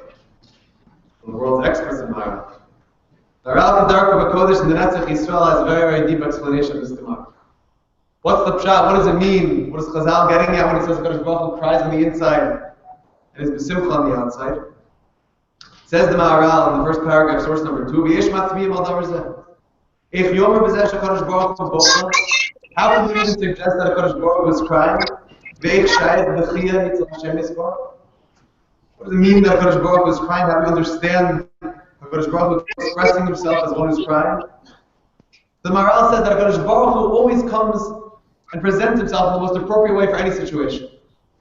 Maharal says by Kriyas Yam, so if HaKadosh Baruch Hu appeared as a brave warrior, as a lochem, as a gibor, Osem Melchama, HaKadosh Baruch Hu appears at Har Sinai, HaKadosh Baruch Hu appears as a zaken, Malam Torah, like Rashi says, when Klal Yisrael are in a state of war, but HaKadosh Baruch Hu appears in a way that's appropriate for the situation.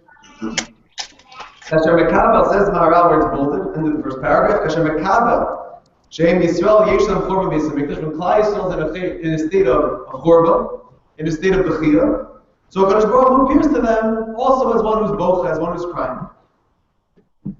Then the Gemara went on, and the Gemara told us that HaKadosh Baruch Hu was crying on the inside and not on the outside. And here's where Maharal is really megala a tremendous sword, I think, in the whole avoda of Tisha. Umuki leva what they gavai, says Maharal in the second paragraph, that it's dafka on the inner chambers that HaKadosh Baruch Hu was crying. Aval b'batei b'rai hod b'hado l'fanav was v'chedu b'kobo v'davar zeh ki batei gavai him platei hanesham. If you want to understand Kiviyach, what it means that HaKadosh Baruch Hu is crying, HaKadosh Baruch Hu always, again, appropriate for the situation. HaKadosh Baruch Hu presents himself as crying to the neshama. Why?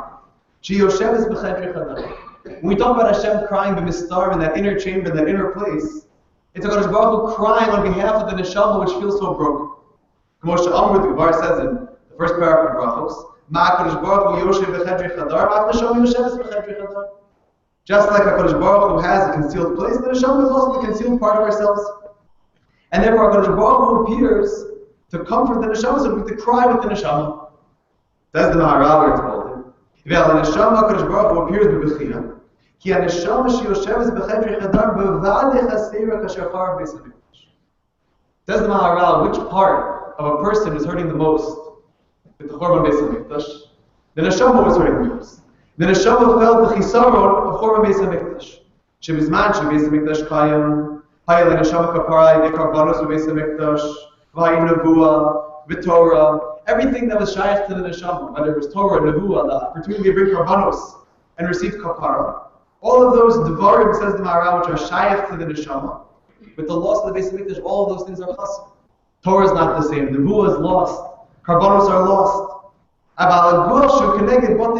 the outer chambers, the guf, so to speak, seems to be able to go weiter. The guf seems to be doing okay, despite the fact that there's no beis hamikdash. Gemara goes on and says that even before beis hamikdash, even the body is hurting a little bit.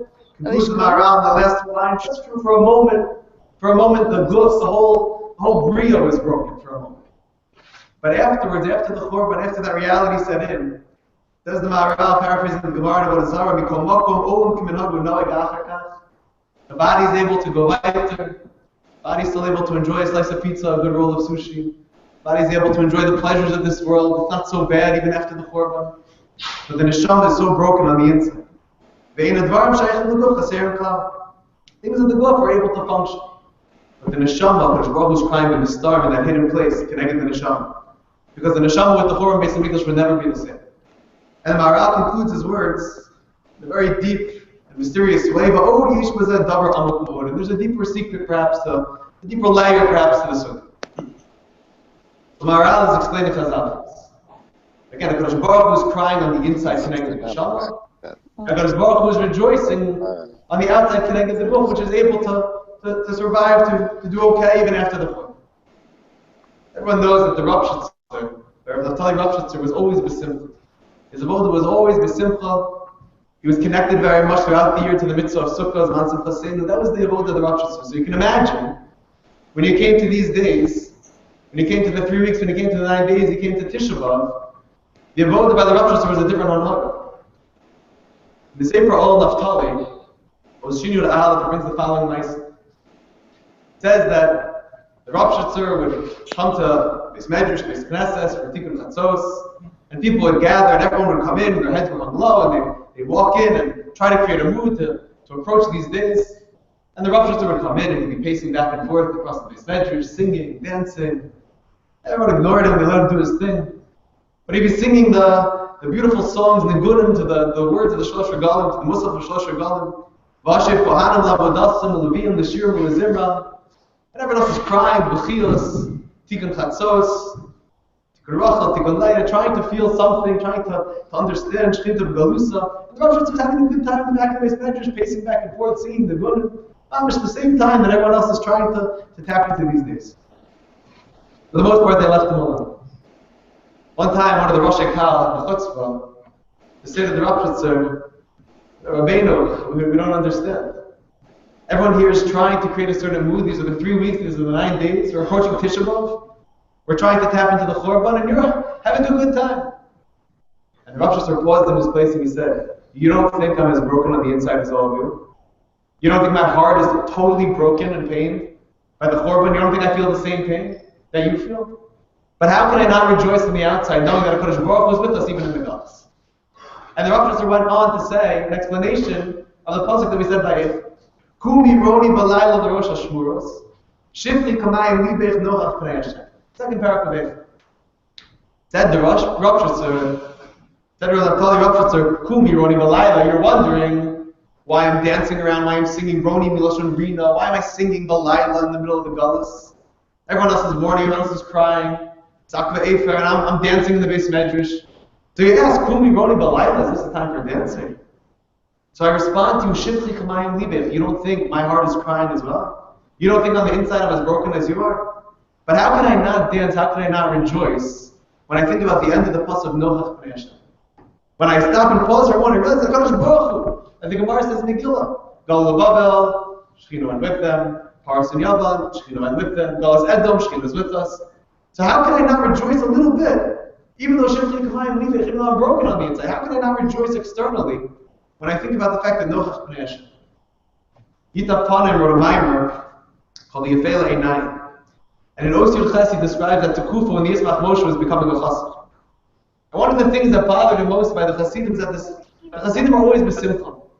Sometimes inappropriately besimcha. He didn't understand. This halacha in Shulchan Aruch says that a person who's a Yarei Shemayim feels broken over the Korban.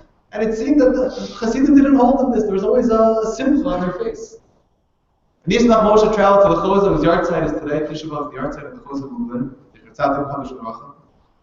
And he came to the Chozah and he wanted to ask this child. The second he walked into the room, the Chozah says to him, I know what you're thinking. They called him the Chozah Levin. I know what you're thinking. And he said a Yid has to live with a smile on his face, even though the heart is crying and is terribly grieved. And he quoted the words of the Chovas HaLevavos in the Shara Precious in the fourth paragraph. That a Jew can live with that duality with a smile on his face, and yet his aveilus he carries in his hand. So if I ask you, where did the Rav Shitzer get this mahalach from? That there can be a mitzias of a Jew who's broken on the inside, shifli kamayim libech, and yet dancing kumi roni balayla. Where did the Chos of Lublin, where did all this Hasidim get this mahalach from? Where did the Chovas HaLevavos come up with this idea, tzalas of panav aveilu believer? They got it from their Rebbeinu Shalom himself.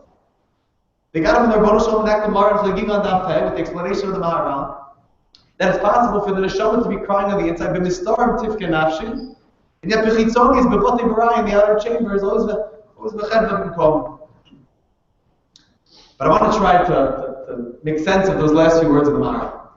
Because Maharal concluded his words, if you look again, there's a deep secret here. There's a deeper dimension to the sugya that the Maharal is being Marambist. I want to try together to uncover a little bit of that sugya. Maharal taught us that the neshama, much more than the guf, was affected by the Torah. But perhaps Maharal is hinting to the deeper level of the sugya is that the neshama was hurting long before the Torah. It's true the Korban brought the Torah world that much more down. The Torah was broken, and the Vu was broken, and Karbanos were lost, and the neshama was broken. And the neshama was all the more so shattered. But it could be, what the Maharal is being meramis to, is that the Korban of the neshama took place long before Korban Beis Hamikdash. Let's go back to the beginning. The greatest event in the history of the universe was Kabbalah Satan. You probably agree to that. The greatest event in Giloi of HaKadosh Baruch Hu, to have access to HaKadosh Baruch Hu, to hear HaKadosh Baruch Hu, to perceive HaKadosh Baruch Hu, to makabel the Dvar Hashem, the greatest event in world history was Kabbalah Satan. And HaKadosh Baruch Hu, on behalf of Klal Yisrael, wanted to make sure that there'd be a hamshach, there'd be a continuation of that experience by Kabbalah Satan. So where do you go after Kabbalah Satan? You have this awesome revelation, you're in the presence of HaKadosh Baruch Hu, you hear the Dvar Hashem, to the point that your neshama is flying out of your body, as the Gemara in Shabbos describes. So where was Klal Yisrael going to continue that connection to HaKadosh Baruch Hu after Kabbalah Satan? And of course the answer is the Mishkan. Now the Rishonim have a big machlokas about the Mishkan. What was the nature of the Mishkan? Rashi seems to believe, Shitas Rashi, is that the Mishkan was a kapara for Cheda Egel. The Pesukim of the Mishkan come before the Torah introduced us to Cheda Ayin Gimel, to Cheda Egel.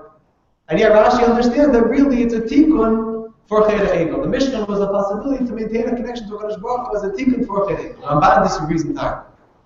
And the Ramban's of the opinion that the Mishkan comes before Cheda Egel, He learns the psukim in the order that they appear. He doesn't like, and Shittas Ramban in general, he doesn't like to use a mukta memucha b'torah unless he has to. Times when one has to. But if you don't have to, he prefers to stay away from that approach. And the Ramban says, learn the psukim kipshuto. That Klal Yisrael went to Kabbalah Torah, Klal Yisrael had the Mishnah, and the Mishnah was supposed to be a hemshech of Kabbalah Torah, to continue that connection to HaKadosh Baruch Hu in the makom of the Mishnah. There's no question, Elu ve'elu divrei Elokim zeh.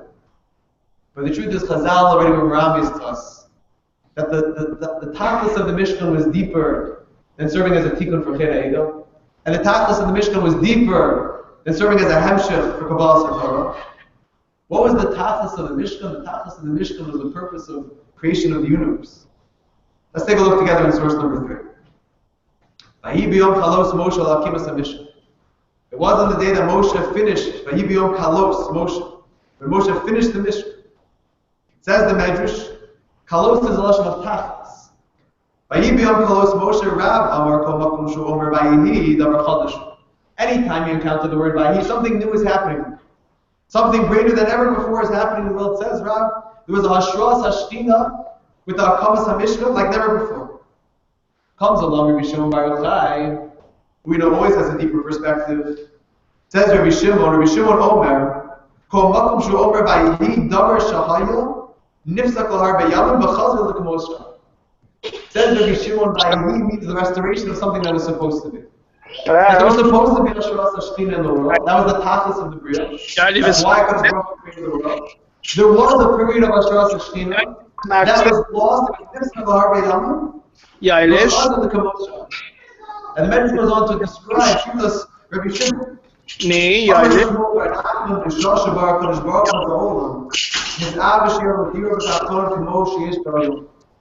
What was the tachlis of Bria Sa'olam? Says the Medrash that from the moment HaKadosh Baruch Hu created the world, HaKadosh Baruch Hu had a time, HaKadosh Baruch Hu had a ratzon. Each time the ratzon, you can understand the rewrite at the beginning of the Eitz HaChaim.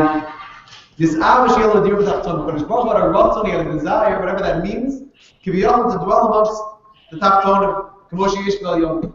Just like HaKadosh Baruch Hu has a makom on high, he wants a place down below. And HaKadosh Baruch Hu created that reality. And Adam Rishon lived in that reality. Hey, Kimdo. But unfortunately, says Rabbi Shimon Vayihi, that was broken for a period of time. Yeah, no. But then it seems that HaKadosh Baruch Hu took one step back from this world. And after Cain killed Havel, HaKadosh Baruch Hu took another step back from this world. And the Medrash goes step by step by step, driving HaKadosh Baruch Hu's presence out of this world. Until the Medrash writes, it concludes, Kevan Shehem in Avram. Avram Avinu came to this world and brought HaKadosh Baruch Hu back one step. Yitzchak came to this world and risked his life by a kid. Yitzchak brought HaKadosh Baruch Hu a second step back from this world. Yaakov another step, until Moshe Rabbeinu came and brought HaKadosh Baruch Hu down that final step. I saw once where Pinchas Friedman writes in, I think it's in the Shvili Pinchas by Purim, Moshe Rabbeinu's birthday in Yortzeit is Zion Adar. Because he's the one who brought HaKadosh Baruch Hu Zion down to that 7th level, that Aleph, that the Eluv Shalom should be dar in this Olam once again. That was the whole world of Moshe Rabbeinu. So Moshe Rabbeinu brought HaKadosh Baruch Hu back to this world. Basi Lagani Achosi Kala, Eimasai concludes the Medrash. When Klal Yisrael built the Mishkan for HaKadosh Baruch Hu, Nisav HaKadosh Baruch Hu, that he should have a dir b'tachtonim, and Klal Yisrael achieved that, or so it seems, with the Akamas HaMishkan. The idea of dir b'tachtonim, everyone here knows, is a very big Indian. Certainly in the writings of Chabad and Paraklam Vav, the Tanya speaks about it. Rabbi Rashab in his Hemshach Samach Vav speaks at length that this was the tachlis of the Bria. And it seems on the Medrash that Klal Yisrael were Mekayim, the tachlis of the universe. Vayibiyom chalos Moshe. When Klal Yisrael achieved the tachlis, the Klal Yisrael came, they built the Mishkan, they got it right, and the Kadosh Baruch Hu had a dir b'tachtonim. But I want to look at the words that Kadosh Baruch Hu used when he asked Klal Yisrael to establish for him and build for him that dir b'tachtonim. In source number 4, the pasuk we're all familiar with, the pasuk in Truma. Va'atzum li mikdash v'shachanti b'socha. HaKadosh Baruch Hu says to Klal Yisrael, I want to have a dir b'tachtonim.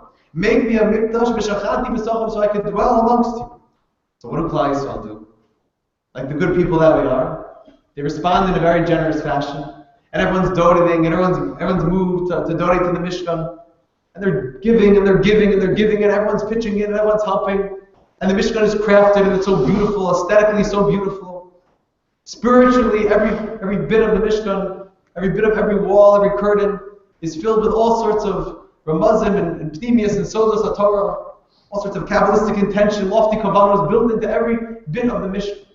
And we say to HaKadosh Baruch Hu, "V'asu li mikdash v'shachanti b'sochem," Gavaldik, here's your Mishnah. But the Maisa wasn't so great by their Bonashon. Klal Yisrael thought they did a great job. Everyone helped out. Everyone built. Baruch Yisrael Begashmish, the Mishnah was Gavalt. And yet HaKadosh Baruch Hu said, something's not right. Levin was talking about the importance of being able to listen. Is it so clear that Klal Yisrael achieved the Tachlis by building the Mishnah? Sometimes a person says something to you and you listen to their words and you hear one thing but they're really saying something else if you listen deeply. Rabbi brings in the Ali Shur a beautiful mice in the Beis HaLevi. A woman once came to the Beis HaLevi, this was right before Pesach, and she comes and she asks him the following halachic shaila. She wants to know, is it mutter for a person to use milk for the Arba Kosas? Beis HaLevi thinks for a minute. He says, you know what, let me give you some money to be able to buy wine. He reaches under his desk, he pulls out his discretionary fund, and gives her a wad of bills, a substantial sum of money. He sends her on her way. And the children of the Beis HaLevi are watching this event unfold, and they say to their father, she didn't have wine, why did you give her so much money? It's very generous of you to give her so much, but she needed wine for Pesach. She asked this silly shaila, can you use milk for the Arba Kosas? And the Beis HaLevi was so upset with his family members. Because he said to them, don't you hear what she's saying? If she's asking if she can use milk for the Arba Kosas, clearly she doesn't have meat. Clearly she doesn't have the means to make a proper suda. The Beis HaLevi with his sensitive heart and his sensitive mind was able to hear, and his sensitive ear was able to hear something deeper. She was asking a shaila, can you use milk for the Arba Kosas? But the Beis HaLevi heard much more of what she was asking. She was saying, Rabbi, I'm so broken, I have nothing, can you help me out? She was too embarrassed to ask. And the Beis HaLevi was so troubled by the fact that his family members didn't hear that, they didn't understand. So what was the HaKadosh Baruch Hu saying to Klal Yisrael when he said, "V'asu li mikdash v'shachanti b'sochem"? Was the HaKadosh Baruch Hu requesting that Klal Yisrael build him a little house, a little place in this world, a building with his name on it, kiviyachol, a small corner of the earth, the Ol Moed, a makom where he could get together with the HaKadosh Baruch Hu once in a while? The Aish Kodesh quotes a Maimer Chazal. We don't have this Chazal, but the Aish Kodesh brings. He says, "I've heard the following explanation of the pasuk." Source number 4. V'oriyitachin derech sheni b'bira ksuvi, v'u besum leiv al amar b'shachanti b'soch, v'lo amar b'soch. The Aish very famously says, it doesn't say in the pasuk that I want to dwell b'sochah. It doesn't say that I want you to build me a building that I can live within it. But rather, what does it say? B'shachanti b'sochah. It says the Aish where it's bolded, v'hu ki neshamati lom demikan ki ikra shras hashchina ba'adam hu v'lo b'bayis me'omar b'soch. Kadosh Baruch Hu wasn't looking for Klal Yisrael to push him off into a corner, even a very beautiful corner of planet Earth, to build him a house and say, Ribono Shalom, these are your Daled Amos, and once in a while we'll get together with you there. I will assign a few individuals to spend time with you there on a more regular basis. Kadosh Baruch Hu saying, B'shachanti b'sochim, I want to dwell inside each and every one of you. I want to be inside the neshama. I want to be inside the heart of each and every single member of Klal Yisrael. Nefesh HaChaim has the most beautiful explanations, beautiful comparisons. Hartman was speaking about the connection between Shabbos and the Mikdash. The body of a Yid is also parallel after the Mikdash. And every part of our body corresponds to a different aspect of the Mikdash. Says Reb Chaim Belazar and Nefesh HaChaim, this is in Shar Aleph and Perek Dalet, where in fact is the Kodesh Kodashim of man? Of course it's our heart. The heart is the Kodesh Kodashim of man, and the Kodesh Kodashim of a Yid is even more chashuv by the Ribono Shalom than the Kodesh Kodashim itself. But then Nefesh HaChaim says an amazing thing that I only found this year. He writes in the Hagah, he writes in the footnote, a beautiful explanation of this pasuk. And he goes one step further from what the Aish Kodesh just told us a moment ago. In source number 6, V'yesh Lomer, Al Derech Zeh. The pasuk says, "V'asu li mikdash v'shachanti b'sochim, kechol asher ani mar'eh escha estabnis hamishkan v'estabnis kol kelim v'chein tasu." Hashem says, make me a mikdash. This is what it should look like. Here are the kelim. This is what it should be. V'chein tasu. This is how you should make it. What's the v'chein tasu? So Chazal tells us in the Gemara Sanhedrin Tezayim, v'chein tasu l'doros. So too, you should do it in this way for all generations. So in all generations, what? We're supposed to build a mikdash. We're supposed to build a Shema Mishkan. We're supposed to make a replica of the kelim. What exactly is the HaKadosh Baruch Hu asking? V'chein tasu l'doros. Says Reb Chaim Belazar, "U'darchenu yesh lomar gam kein shratza lomar. Don't make the terrible mistake of forcing HaKadosh Baruch Hu into a box, into a beautiful building, and building only a superficial and external Beis HaMikdash, and failing to build the Beis HaMikdash within. You know why I had you build that building? You know why I taught you with precision how to craft each of those kelim? Because I wanted you afterwards to look to that building as a blueprint for how to build yourself. That everything that appears in the Mishkan, everything that appears in the Mikdash corresponds to you. And as badly as HaKadosh Baruch Hu wants a Kodesh Kodashim in a building, HaKadosh Baruch Hu wants the hearts of Klal Yisrael. That you should be a miniature Mikdash. Kulam Kedoshim, Ru'uyim, Umuchanim Lahasro Shchinasi B'sochacham Namash. Such powerful words of Chaim Volozhin. Kulam Kedoshim, every one of you is Kadosh, every one of you is Ra'oi and Mucha, that the Shekhinah can dwell within you Mamish, Kipshuta. Says Reb Chaim Volozhin in conclusion, Ba'asu li Mikdash B'shachanti B'socham Daika. Shekachol Asher Ani Maros Chas Tavnis Mishkan. Everything you see in this Mishkan, Tachlas Kavanasi, what's it really about? V'chein Tas. I want you to do the same thing by yourself.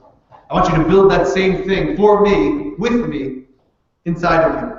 That's the true Dira B'Tachtonim. That's the Tachlis of the Bria that HaKadosh Baruch Hu designed. So for all of its beauty, we have to be so careful not Chas V'Shalom to say something negative. But for all the beauty that the Mishkan was, and all the beauty that the Mikdash was, and all the Kedusha that it represented, and all the Hashras HaShechina that was felt there, and as much as Klal Yisrael were rejoicing that HaKadosh Baruch Hu, we fulfilled what you asked of us. HaKadosh Baruch Hu is a part of HaKadosh Baruch Hu, and has an awkward smile kiviyachol on his face. It says, it's not it. It's not what I was looking for. That's only the outer trappings of what I was looking for in my relationship with you. Only a few days past the yard site of the Baba Rabbi, Kedusha Sion of Baba Hashem Yom Damu, his yard site was Daled Av. I saw the Skolya Rebbe, and his latest sefer brings a beautiful Maisa.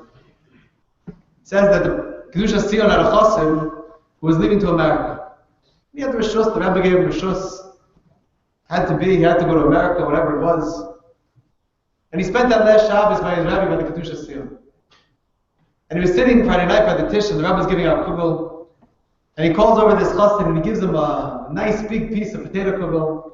And he takes him by the hand as he hands him the kugel, and he says, I just want you to know, this is the last piece of Haimish kugel you're ever going to eat in your life. Chassid's taken aback a little bit. He says, Rabbi, no. Rabbi says, this is the last piece of Haimish potato kugel you're ever going to eat in your life. So he says, Rabbi, I don't know so much about America, they don't have potatoes there. I can't get the recipe from the Rebbitzin, I can't make the potato kugel in America. I'll be able to make the potato kugel in America. I'll follow the steps, I'll have the same Haimish kugel. Don't worry, Rabbi, I'll have the same Haimish kugel. And the Rebbe says, let me tell you something. He says, in America they have the same potatoes. They have those potatoes. And you can follow the recipe, you can make the kugel. He says, but let me tell you something. He says, that kugel you're going to make in America, it's not going to be the same thing. Every slice of that potato kugel in America is going to have a little bit of a ta'arovis. It's going to have a little bit of a mixture of some Amerikanishkeit mixed into that kugel. So believe me when I tell you this is the last piece of Haimish kugel you're ever going to eat in your life. A person can have something that has all the outer trappings, has all the outer expression of the real thing. Yet at the same time, it cannot be the real thing. You get stuck with the Moshe Tzvi Weinberg instead of a Moshe Weinberg for Tisha. Sounds alike. It's not the same thing we all know. So Kodesh Baruch Hu says, "V'asu li mikdash v'shachanti b'soch." And again, Klal Yisrael are mobilized and they build and they say, "We're going to make the most Haimisha, the Haimisha makom of Hashras HaShechina in the world. It's going to be so perfect to be exactly what you want." And Kodesh Baruch Hu looks and Kodesh Baruch Hu says, "That's not it. It could be so much more. It could be so much more a part of who you are. It could be so much more a part of your life. I could live within you," like the words we saw from the Nefesh HaChaim. And therefore, when the Torah describes the great celebration upon the completion of the Mishkan, the Torah writes in source number 7, "Vayehi b'yom hashmini" was a great achievement, there was tremendous excitement. Kara Moshe la'Aaron u'levanav u'leziknei Yisrael. That 8th day, finally, after the ups and downs of 7 days, building and taking it apart, building and taking it apart, building and taking it apart, it's finally time for the Mishkan to stand. And Moshe Rabbeinu calls together Aaron u'levanav u'leziknei Yisrael, and it's a tremendous celebration. The Gemara in Megillah says, It was such a celebration that Chazal understood this. This is the tachlis of the Bria. The Gemara writes in source number 8. Vayihi b'yom hashmini.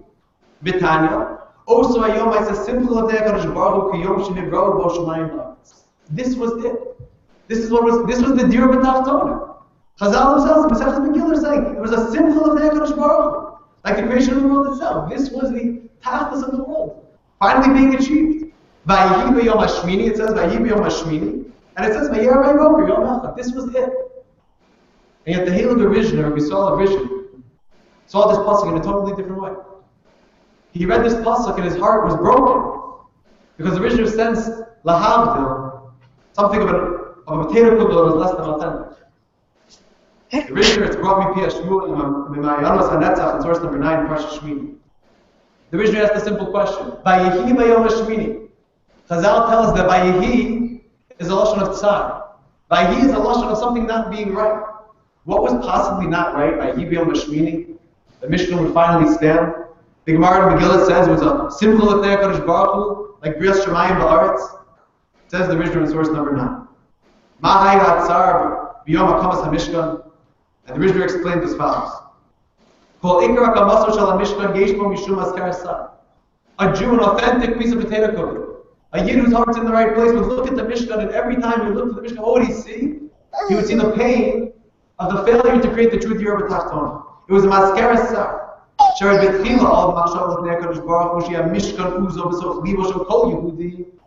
Hashem's original plan was that HaKadosh Baruch Hu should dwell in the hearts of each and every Jew. Hashem says, I don't want one little place where I'm able to be found. But HaKadosh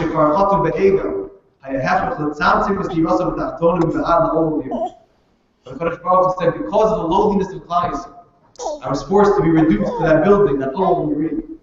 And again, not for a second to take away from the awesome Hashosh, the Shekhinah that was found in that place, but to realize on some level, HaKadosh Baruch Hu was asking for something more. And that's really the avoda. I think that's the ikar avoda in many ways. What we're trying to do on Tisha. Very hard to connect to a mikdash. We never saw the mikdash. We don't really understand the mikdash. There's a part of us that doesn't really know how to relate to the mikdash. But when you think of it in terms of ourselves, we think of it in terms of the mikdash that we're trying to build inside ourselves, shachanti b'sochim, the true tachlis, the Dira B'tachtona, becomes much more perfect. Because Baruch Hu was never left alone. The tachlis was achieved on some small level. There were always tzaddikei adoros. Throughout all the generations, there were always tzaddikim who brought HaKadosh Baruch Hu into their hearts. The Marba Chaim, the Sefer Marba Chaim, Avram Chaim Grim. Avram Chaim Grim was one of the close Talmidim of the Chazon Ish. So weird. He's very much connected to different Admorim, tzaddikim in Eretz Yisrael, particularly by Boyan. And he writes by Chanukah, something that he heard from a chassid by the name of Moshe Lerman. He says, Moshe Lerman spent some time by the Pachad Yitzchak from Boyan. Pachad Yitzchak from Boyan did not write a sefer called Pachad Yitzchak. He was called the Pachad Yitzchak because he was a Pachad. And I don't know by the Pachad Yitzchak, his avoda was Oyum Benor, was a Pachad. You read the stories about what it was like to be in his presence. This chassid of Moshe Lerman says that he spent Pesach by Boyan, by the Pachad Yitzchak, and he spent the first part of Sfira, also by the Pachad Yitzchak from Boyan. And while he was there, he said, for the first time in my life, I finally understood that which we say by Sfira Somer. We daven every night when we count Sfira. HaKadosh Baruch Hu, please, bring the Avodas Beis HaMikdash back to its place. And he said, I never really understood that last word, Limkom. Wouldn't it have been enough to say, Harachnu Yatsu Lanu Avodas Beis HaMikdash? We don't understand what that means. HaKadosh Baruch Hu, restore the Avodas Beis HaMikdash, obviously means Yerushalayim. Why do you have to say Harachnu Yatsu Lanu Avodas Beis HaMikdash Limakom to its place? Thanks, you too. Says Moshe Lerman, when I was by the Pachad Yitzchak of Boyan, I finally understood for the first time. He said, when I saw the holy avoda of the Boyan Rebbe, I said to myself, we have the avoda space of English. When I saw the way that the Rebbe went about his avoda, I said to myself, we have the avoda Sakodesh. We haven't lost the avoda Sakodesh. What do we daven? Harachmanu Yatsu Lanu Avodas Beis HaMikdash L'Makom. Rabbonu Shalom. We don't want the avoda of the Beis HaMikdash only to be by Boyan, we want it to be by Yerushalayim. We want it to be about the Beis HaMikdash. The scholar Rebbe brings, he has a sefer called the Hadras Melech. Beautiful sefer on Tekiyah Shofar. Halacha, Drush. He says, I heard from my grandfather, the previous scholar Rebbe. The previous scholar Rebbe was a Baal someone who survived from the Nazis, Yimach Shemon, with tremendous stories. He says, I heard, he writes in the Hagdama to the Sefer Hatros Melech on page 3. He says, I heard from my grandfather, the previous scholar Rabbi, who told me B'Shem Baal Shem Tov HaKadosh the following ma'aseh. He said that when the Klois in Brody, in Galicia, was destroyed, the Shekhinah screamed out in the streets, where am I going to go now? Where am I going to dwell? And a Baskel came out of the Shemayim, as the Baal Shem Tov HaKadosh said, a Baskel came out of the Shemayim and said, Shekhinah Kadosh, holy Shekhinah, my sweet dear Shekhinah, you have nothing to worry about. Because there's one Jew on planet Earth who's going to welcome you. Who's that? Rav Yitzchak Joybesher. Who's Rav Yitzchak Joybesher? The father of Rav Michal Zlotcher. Rav Michal Zlotcher. By him, you can find a place in his heart, and he'll be very comfortable there. And as long as he's alive, the Shekhinah Kadosh is going to have somewhere to go. That's Yoni, Levin. But it's not enough. It's not the tachlis of the Bria. The Shekhinah should dwell by the neshama, by the heart, of Rav Yitzchak Joybesher. And it's not the tachlis of the Avodah Shalom, that the Avodah should be bayam. And I'll let you in on a little secret if I can say such a thing. It's not even the tachlis of the Bria that HaKadosh Baruch Hu should be found in Yerushalayim or by the Beis HaMikdash. The tachlis of the Bria is what the Nefesh HaChaim told us earlier. Kulam Kedoshim, Beruyim, Muchanim, every single Jew, and HaKadosh Baruch Hu says, my Shekhinah will not be satisfied. I will not feel that I have my place in this world until every single Jew, Kulam Kedoshim, Beruyim, Muchanim, Lahashus Shechinasi B'sof Chamash. Until every single Jew on planet Earth takes an achrayas to live with the HaKadosh Baruch Hu. And every single Jew invites HaKadosh Baruch Hu into the heart. And this is the avodah of Tisha, to connect in a very meaningful way. To feel that this is part of building ourselves. Not some abstract building in Yerushalayim that we never knew, we can't even picture. You sit, you learn the Mishnayos, and Mesachas Tamid, Mesachas Midos, you get the picture of Mishnayos. You get a nice fold-out poster of the Beis HaMikdash like we hang in our sukkah. You get a taste a little bit. And yet it's so abstract, it's so far from us. If we work on ourselves in this way, if we try to connect to it in this way, it makes it so much easier. The Divrei Yecheskel one year after Shachris and Tisha B'Av, he turned to the oil, and the Shinover said, I don't understand the pasuk in Yeshaya. The pasuk in Yeshaya says, Harimi b'kolach kolech mevaseres Yerushalayim. Raise up your voice. Harimi b'kolach kolech. Scream out b'kolach mevaseres Yerushalayim. The one who's going to bring the good news about Yerushalayim. The Shinover said, what's the pshat of the pasuk? He said something that when I read this year resonated with me so much. I think it should hit home with all of us. It's the feeling we all have during these days. The Shinover said, what does it mean? Harimi b'kolach kolech mevaseres Yerushalayim. And he turned to the tzibur that Tisha B'Av after Shabbos, and he said, we all want Mashiach, and we all want Yerushalayim, and we all want the Beis HaMikdash. And he said, and not a single one of us has any clue what Mashiach is, and not a single one of us has any clue what Beis HaMikdash is, and not a single one of us really understands what Yerushalayim is. And yet the Navi is telling us, Harimi b'kolach kolech. Go out in the streets like a crazy person who doesn't have a clue what he's talking about, but who walks out in the streets and says, Ribono Shalom, I want Mashiach, I want Beis HaMikdash, I want Yerushalayim. And I don't have a clue what that is, but I know that I want it. And the Shinover said, if we could all say that, Harimi b'kolach kolech, we go out and scream that. Mevaseres Yerushalayim, we need to see the good news from Yerushalayim. I don't really know what that is. I have no understanding what Mashiach is. I don't know what Yerushalayim is. I don't know what Beis HaMikdash is. But if I can say that I want that Ribono Shalom, that unknown, that desirable unknown, but I want it so badly, said the Shinover, b'schus our amunah, in saying such a thing, HaKadosh Baruch Hu will make that, should bring it to be a reality, should be zochet to see such a thing. That's what the Shinover said. But that's the feeling that we all have. We come to these days, we talk about Beis HaMikdash. We spoke this morning by the keynotes to try to, a little bit, to understand, a little bit the centrality of Beis HaMikdash in our life, how everything would be better, the world would be fixed if we had Beis HaMikdash. V'sos kol haaretz. And we don't have a clue. And yet we want such a thing. But it's so abstract and it's so hard to tap into. But if you think of it in these terms, if you think of it in terms of Shachanti B'Socha, if you talk about the Mikdash, that's the reality of each and every one of us, that building of the Beis HaMikdash inside of ourselves. To believe, Animam B'Emunah Shlema, like the Nefesh HaChaim said, that Kulam Kedoshim, Kulam Mucharim, Kulam Re'uyim, that every one of us has the potential to build a Mishkan inside of ourselves. That it's about our hearts, and it's about ourselves, our essence. It becomes so much more personal, it becomes so much more real. And now I think we can go back to what Maharal started. What did Maharal tell us? Maharal said that Chorban Beis HaMikdash was a Chorban, primarily a Chorban of the Neshama. Maharal told us that there's a Davar Amok Ma'od. What's the Davar Amok Ma'od that Maharal is being Maramis to? Maharal is being Maramis to the fact Maral was hinting to the fact that even before the physical Chorban, the Neshama was hurt. That we never really achieved. The Sugya is much deeper. It's not just that the Chorban brought a Chorban to the Neshama. We brought the Chorban to the Neshama when we never created that Makom for HaKadosh Baruch Hu as his original intent. We had made that kugel that was, again, it looked like the real thing. But it wasn't the Haimish kugel that the Rebbeinu Shalom wanted. And that's the deeper dimension of the Sugya that Maral is being raised. That if we would just understand that the Neshama was always hurt, and we try to be attacking, we'd see a lot more results from our efforts. And I want to add one final piece to the Sugya. And that is, we know, based on the words of Eicha in the first parak, that Tisha B'Av is called a Moed. Kara Alai Moed, Pashup Pshat in the Pasuk, it's a very broken thing, that the enemies are teaming up against us. But there's an aspect of Moed that we experience even today. We didn't say Tachlan today. There's aspects of Moed, there's an aspect of this year of Befrat, Shabbos, Tzvi Kasta, there's an element of Moed, there's an element of celebration. It's that part of that longing, like Aruch HaShulchan writes, that longing for the Gula, like all the Svarim Kedoshim talk, when eventually this day will be transformed into one of the loftiest of our holidays. If you look in the Ohev Yisrael, in source number 10, he writes by Shabbos Chazon a very strange thing.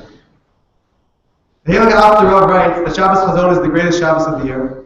And then he quotes a medrash. I don't know if we have this medrash, but if the Alter Rav brings it, we have to be Mekabel B'Emunah. He says, Al derech shenish'alti paratas levar medrash, the medrash says, Lo chaya yom moed b'Yisrael ki yom shenechad beis hamikdash. There never was as festive a day for the Jewish people as the day of Chorban Beis Hamikdash. The Gemara in Tanis says that Yom Kippur is the greatest day. Tu B'Av is the greatest day. Lo chaya yom tov l'Yisrael. Comes along the after all the Ohev Yisrael by Shabbos Chazon, and he says, b'shem the medrash, that the greatest moed for Klal Yisrael was the day of Chorban Beis Hamikdash. So you could say, maybe it's based like the Medrash says, the Mashiach is born on this day. But to call it the greatest moed, l'chayil yom moed Yisrael, ki yom shenechad beis hamikdash, very difficult thing to understand. I hope I'm not overstepping by saying the following suggestion, but I think it's else. I really think it's else. What's the simcha in Chorban Beis Hamikdash? What's the aspect of moed that takes place daf with Chorban Beis Hamikdash? It gives Klal Yisrael a chance to get back to the tachlis. When HaKadosh Baruch Hu's house is destroyed, when we took HaKadosh Baruch Hu out of that makom, and we said that HaKadosh Baruch Hu can in fact be found everywhere, and He sends us into Galus, and He scatters Klal Yisrael everywhere. Chorban Beis Hamikdash gave Klal Yisrael the possibility to get back to B'Shachanti B'Socha, to get back to the true Dira B'Tachtona, to get HaKadosh Baruch Hu back into our hearts and out of that building, out of that makom, and to back into our lives, to live with HaKadosh Baruch Hu every second of every moment of our life. And that's the avoda of Tisha B'Av. If you want to try to have, and we want to have that makom in Yerushalayim. We long every day to see the rebuilding of Yerushalayim and the actual building of the Beis Hamikdash standing in Yerushalayim. But it starts with the tikkun of the heart. It starts with fixing that makom of Hashras HaShekhinah inside of us. So the Yaakov Yosef writes in the final source. He says, Shemati, which of course means he heard from his Rabbi Baal Shem Tov HaKadosh, Kar B'al Nafshi B'Olam, Ki Kodem Sheyispal Gula Kolis, before a person talks in big, grand terms about big geula, about a restoration of HaKadosh Baruch Hu's presence to the world at large. You need to first doubt that HaKadosh Baruch Hu should get back into your life. HaKadosh Baruch Hu should get back into your heart. And I think that's the bracha that comes in disguise, the moed, so to speak, that comes in Chorban Beis Hamikdash. Because if HaKadosh Baruch Hu is no longer in that house, then there's a possibility to start over, B'Shachanti B'Socha. To get back to that original plan, like Mishum Bar Yochai told us in the Medrash, the Tachlis of the Dira B'Tachtona. One time at the Seder, the Katzker was wrapping up his Seder. He was up to Shvo Chamascha. Some of the Hasidim were with him. One of the Hasidim got out of his chair to open the door for the Katzker. And he goes to the door, he opens the door. A minute later, the Katzker hears the door slam, the Chassid comes running back in, he's white as a ghost. The Katzker says to him, "What's wrong?" He could barely talk to his Rebbe, he was very frightened. What's going on? So he says, I got to the door, and I opened the door for Eliyahu Levin, and then it dawned upon me, I'm by the Seder of the Katzker, which means that Eliyahu Levin is actually going to show up. It was a pachad. I wasn't ready to greet Eliyahu Levin by the door, so I quickly slammed the door and I ran back inside. So the Katzker, the Sarach Mikatz, with his fiery eyes, looked at this chassid, and he says to him, do you really think that Eliyahu Levin comes through the door? He says, Eliyahu Levin comes through the heart. Eliyahu Levin is not walking through my front door. Aliyah is coming through the heart. Every single day, a Jew davens. L'shalayim yircha barachim tashu. L'shalayim yircha barachim tashu. V'sishkon v'socha kasher dibartu. V'nei osav v'kar b'yamim. V'daven Hashem. We should see it speedily in our days. I was thinking about a year ago. V'kar b'yamim. Maybe v'kar was Melashon v'kir bein. We're davening Rebbeinu Shalom. We want that the Beis Hamikdash should be built. Not only v'kar soon, but v'kar v'kir bein. Because if we can build it in that way, then it will really be the Diyur B'Tachtonim that we desired all along. It'll be that kesher that you want to have with us every second of our lives. To enter through the heart, that Eliyahu should come through the heart, Mashiach should come through the heart. To come to that true Geula Pratis, which will pave the way, like the Toldos Yaakov Yosef says, to the Geula comes. I want to just leave aside with one final story.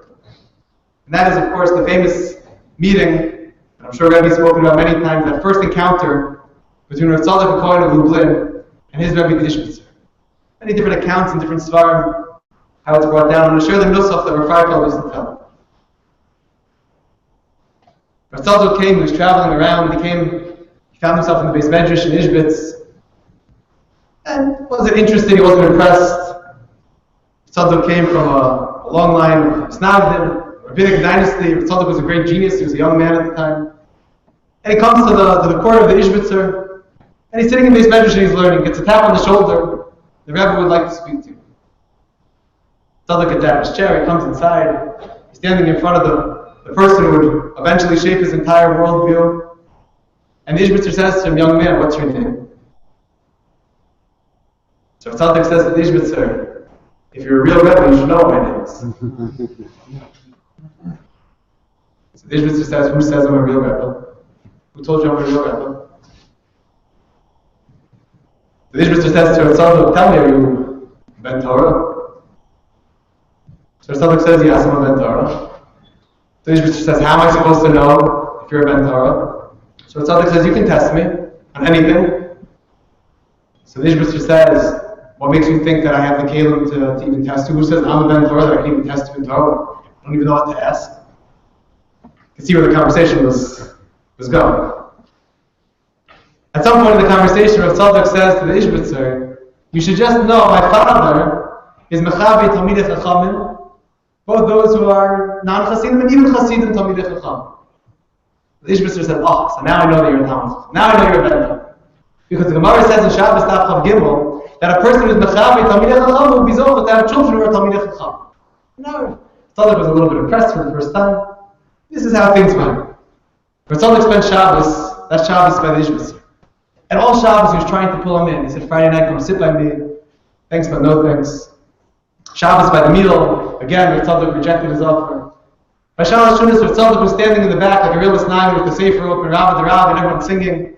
Rav Tzadok standing in the back, and the Rebbe starts to speak, the Ishbitzer Rebbe starts to speak. And as the Rebbe starts to speak, all of a sudden there's this piercing scream from the back of the Beis Medrash. And Rav Tzadok screams out, Rebbe, you're pouring acid on my heart, you're pouring acid on my heart, you're pouring fire on my heart. And Rav Tzadok's bawling and he's crying, he's totally broken. That's part of the story's broad and sorrow. This is the part that Rav Freifeld used to tell, and I think this is the way the Rebbe has told it over the years. I never heard it from, but that's what I was told. At that point, Rav Tzadok had yichidus with the Ishbitzer. And he comes into the Ishbitzer, he comes into the Meir Shemach, and he's crying, he's bawling his eyes out. He's so broken, he's screaming, he's crying. And he says to the Rebbe, he says to the Ishbitzer, Rebbe, I don't even have a heart. I don't even have a heart. And the Ishbitzer takes Rav Tzadok by the hand, and he strokes his hand, and he looks in his eyes, and he says, let me tell you something. He says, you have a leib, you just need to learn how to make it leiblik. You have a heart. You just have to learn how to make it leiblik. Klal Yisrael Baruch Hashem has a heart. This kehila, probably more so than any kehila that I can think of in America, has a heart. He spent 20 years learning the avodah shebalev. And now it's time to get back as we come to the end of Tisha B'Av. And we still don't have a Beis Hamikdash in Yerushalayim. And we don't have the avodah HaKodesh of the Pachad Yitzchak in Boyan. And we don't have that authentic kugel that we once had back by the Kedusha Sion in Babel. We have the possibility through the Chorban. The moed that comes through the Chorban is the possibility, the opportunity to once again build that Diyur B'Tachtonim. Mirza Hashem, HaKadosh Baruch Hu should help us. We have the live. Like the Nefesh HaChaim told us, Kulam Kedoshim, Kulam Ru'uyim, Kulam Muchanim. Every single one of us has the possibility to create. Mirza Hashem should be zochah to see the words of the Ishbitzer Rebbe come true. Take that live that HaKadosh Baruch Hu has given us, to make it true that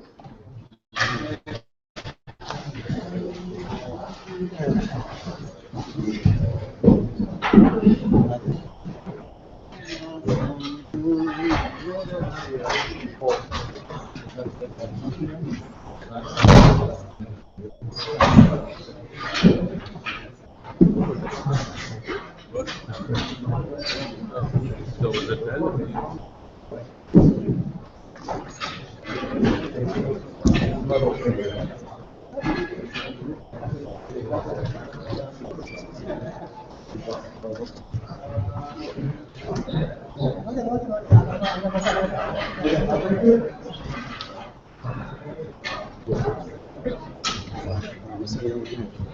I'm not sexual. Yes,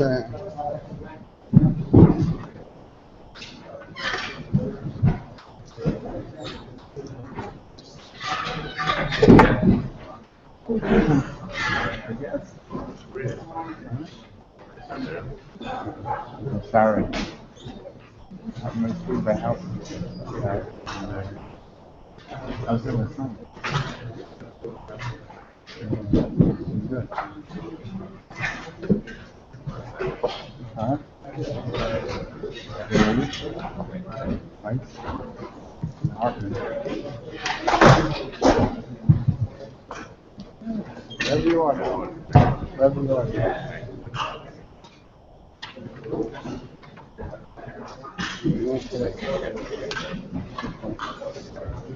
Never come home today, okay?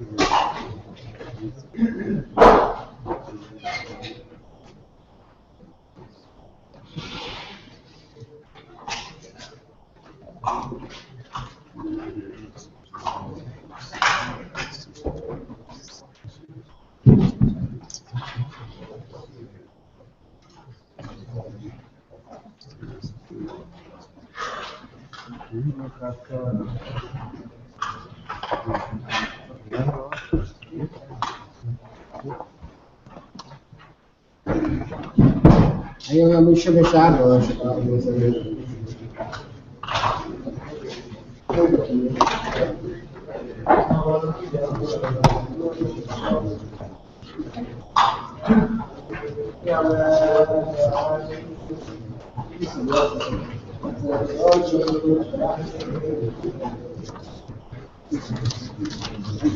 Yuga melech hakavod, Mitzvos melech hakavod, Tzelo, Yiskadash, Rabo, Yamad Rabbi say, this Bible say, yes, my Pugnate, Shifei, I thought we found the fight to go basis on Bagel of man for really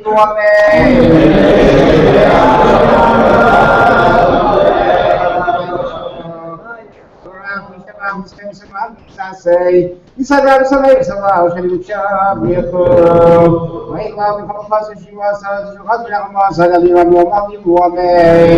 Hey, Salam Shema, you find her going up for Israel, woman.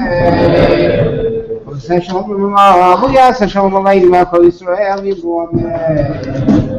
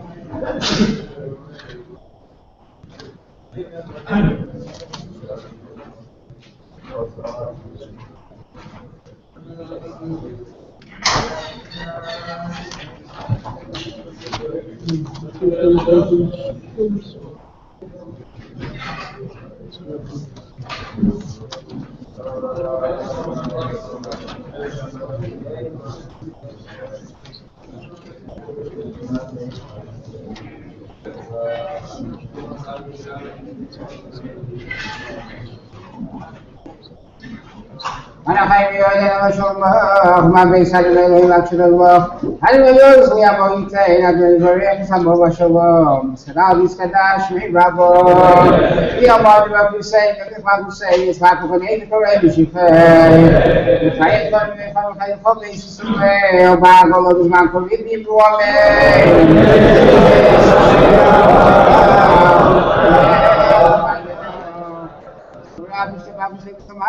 say, we send out swing some out with job. I love me go because she was so she was not going to say you want me mommy I saw when I come day home I come day some day home I come and just be right so Saturday you go side hey Lord come for I go in because I come in the higher reasons and we say for kind of wish my dear running woman hey shalom shema you kind of in my voice so every woman amen session mama bugra come ya session mama in my voice so every woman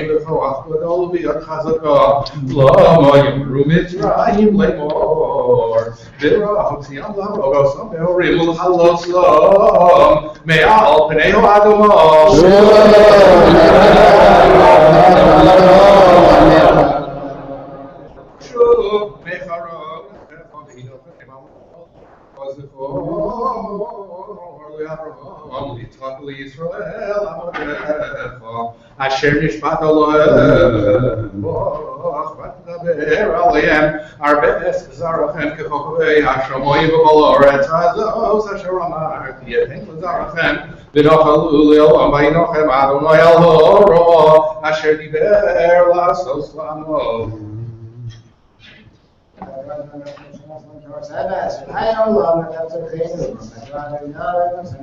Amen.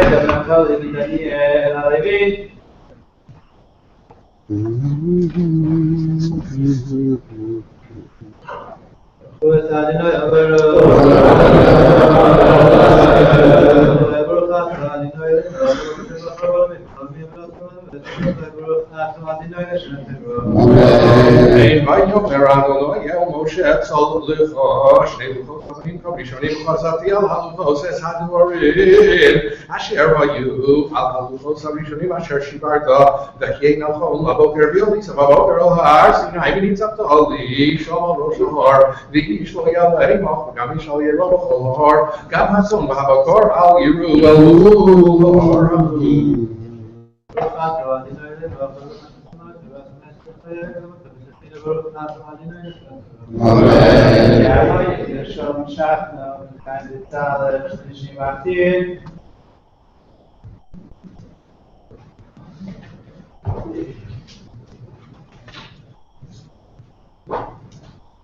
Pues no hay nada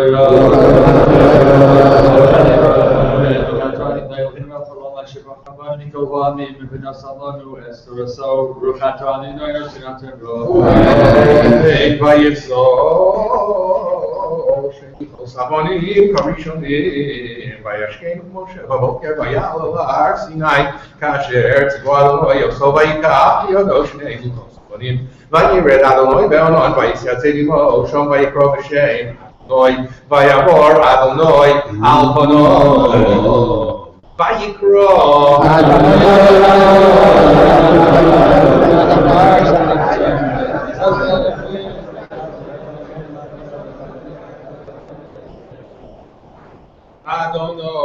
Adonai Yerachum lo never happening professor that's not there said a lot of him no say on professor but all the nakelo you not get okay abo salvani the other day for the manipulation the other day and I should I go out of by yo merino what's all the thing there Adonai yelef no Adonai your baby ki am kishay orefu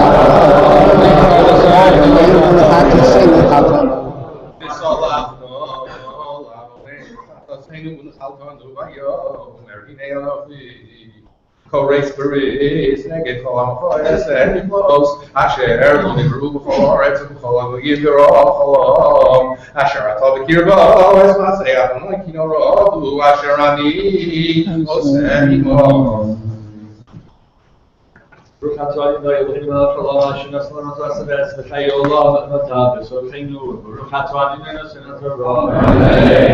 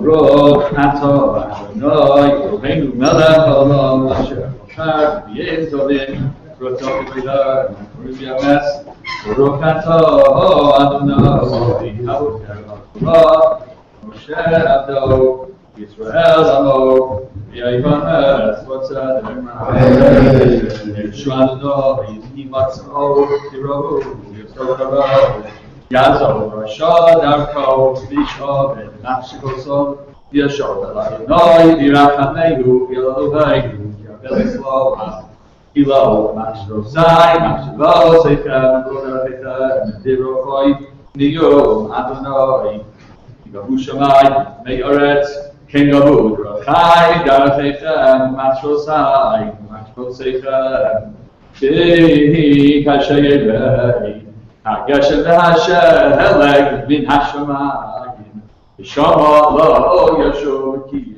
Voes Aretz Volida Hitzmicha V'Nasan Zera Lazarei Amalech Elochel King Yed Varia Sheitzai Vipi V'Shuvela Erekom Ki Masai Asher Chapatzti V'Etzli Asher Shalachti Keep Simcha Seiseyu V'Shalom Tuvavun Karin V'Hagva Uskiptzechul Nechad Mino Chatzei Asadeh Yehova Tachas Anatzutz Galeh Rosh Tachas Tzipah Galeh Hadas Vayol Adonai L'Shem Yosalam Lo Yikareis Ko Hamar Adonai Shmushba Tzusaka Kiprova Yishuasi Lavo Tzidkotzi Ligalos Ashrei Enosh Ashetos Ben Adam Yatzik Bo Shomer Shabbat Echalo Shomer Yado Yatsos Korah Yomar Ben Hanifar Hanil Bo El Adonai Lemor Havdel Yavdilani Adonai Yalamo Yomar Hasaris Einani Eitchavesh Yicho Mar Adonai Lasarisim Asher Yismeru Eshat Sosai Uvacharu Asher Chafatzti Umachazikim Rivisi Sati Lohem Levesi Uvahosai Yod Hashem Mitzvah Mimanim Vanos Shem Allah Atenlo Asher Lo Yikareis Nei Hanifar Hanil Bin El Adonai L'Sharaso L'Hava Hashem Adonai Yoslo L'Yavadim Kol Shomer Shabbat L'Chalo Umachazikim Rivisi V'Adi Yosim El Har Kochi V'Simachtim V'Reis Tefilasi Allah Seihem Zifeihem L'Ratzo Mizvachi Ki Beisi Tefillah Yikarei V'Chol Amin Yom Adonai Elohim Mikabeis Midafei Yisrael Hakadei Salam Nikvatzah Baruch Hatu Adonai Elohim Melech Turko Min Tadilu Ma'anaros V'Anehar Mevosei Naverim Chayim Shekol Baruch Mesro Tzedek Nema Adonai Adonai Elohim Nema Nivrorecha Zorecha Nivrorecha V'Alei Shureikom Kemel Benman Rabbi Ata Baruch Hatu Adonai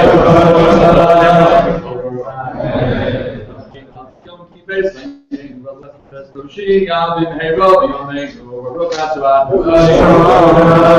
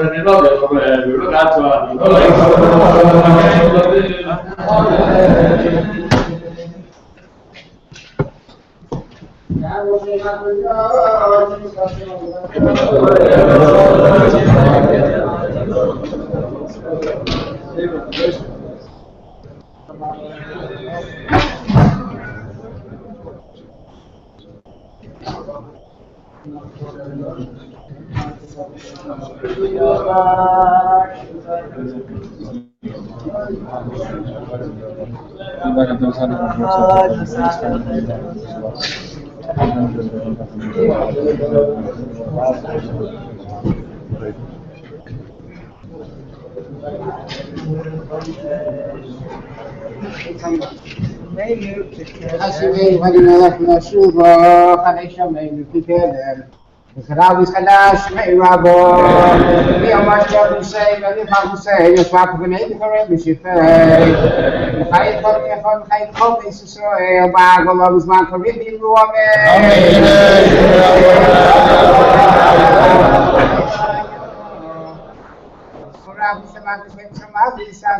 Bisada, Salah, Shelusha, Bifu, Hey, Hasu Shivasa, Hasunakamos, and the removal morning, Amen.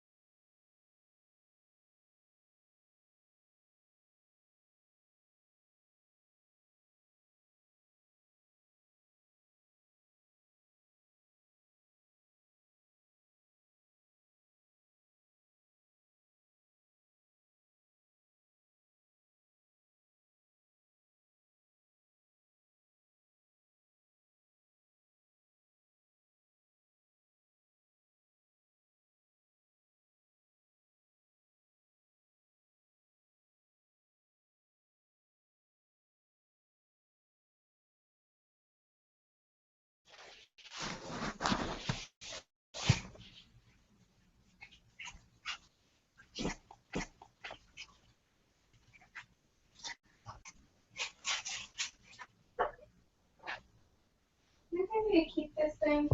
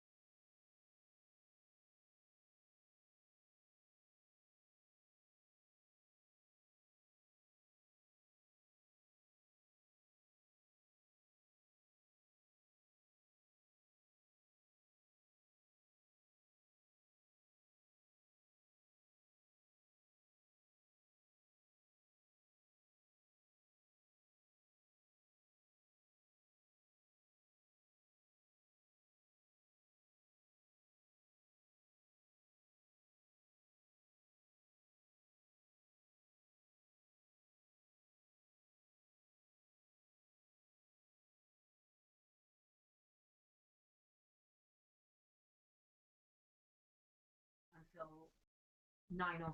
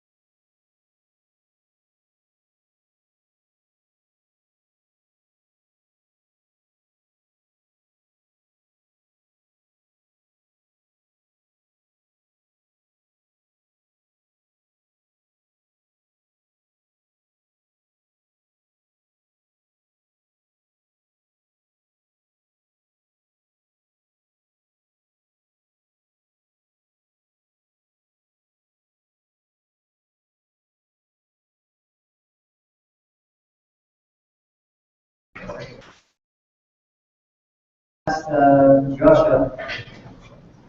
So beforehand, Rabbi had called the Friday this afternoon. A little nervous how Tisha B'Av was going. If I may add, maybe a little bit guilty that he wasn't here. And I'll share a story with you quickly. Happened just 2 weeks ago. A close friend of mine received a phone call from a friend of his who he went to yeshiva with 15 years ago. I hadn't been in touch in 15 years. And he wanted to share with that close friend the story that just happened right before camp this summer. You may have heard or read in the news that there was a van coming from Cleveland going to Camp Haley. Along the way, the driver smelled some smoke. He was taking some of the kids. He smelled some smoke, and he quickly told everyone to exit the car. They exited the car. He took a look at the van. Everything was okay. He invited them to come back in. They went a little further. He smelled it again. He said, "Quickly get out." And shortly, the car went up in flames. Everyone was fine. Everything was burnt up. All the tefillin, svarim, clothing. But the kids brought up Hashem were okay. Somehow they made their way to Camp Haley, and my friend's friend, who I called him, one of his sons was on this van. So he was, I think, in Boston on a business trip, and he quickly made it over to Camp Haley. He wanted to spend the next few days to see how the kids would be doing, adjust, and overcome the trauma. So all the kids adjusted fine, except there was one kid who wasn't coming to terms with it and wanted to go back home. They tried talking to him. Wasn't opening up. So Rabbi Brazil, who runs the camp, said, "We're going to send our best counselor to talk to him." This counselor is my close friend's younger brother. That's why he got the phone call, who I know well. So he took this young boy who was uncomfortable, wasn't adjusting well after this experience. He took him to Walmart, bought him some nice things, food, toys, and they broke the ice, and he finally sat down with the kid and said, "So, what's wrong? I know it was probably pretty scary, a lot of trauma. What's bothering you?" So he said, "I was the one who said to us, Derek, this is my fault." So you imagine the guilt that this boy's feeling. So the counselor quickly said, "What do you mean? Imagine what would have happened had you not said to us Derek. You saved all the kids. You saved everybody. This is what you're doing." And quickly he turned around. So when Ephraim responded back to Rabbi, "Remember who you sent us." He said, "Moshe Tzvi sent us." And what a remarkable job he's been doing, we did all morning, all day. He was very happy. Rabbi sends his warmest love, and he'll be back with all of us in Yerushalayim next year. And on behalf of the shul and Rabbi, we'd like to thank Moshe Tzvi for all the inspiration and stories for one last drasha.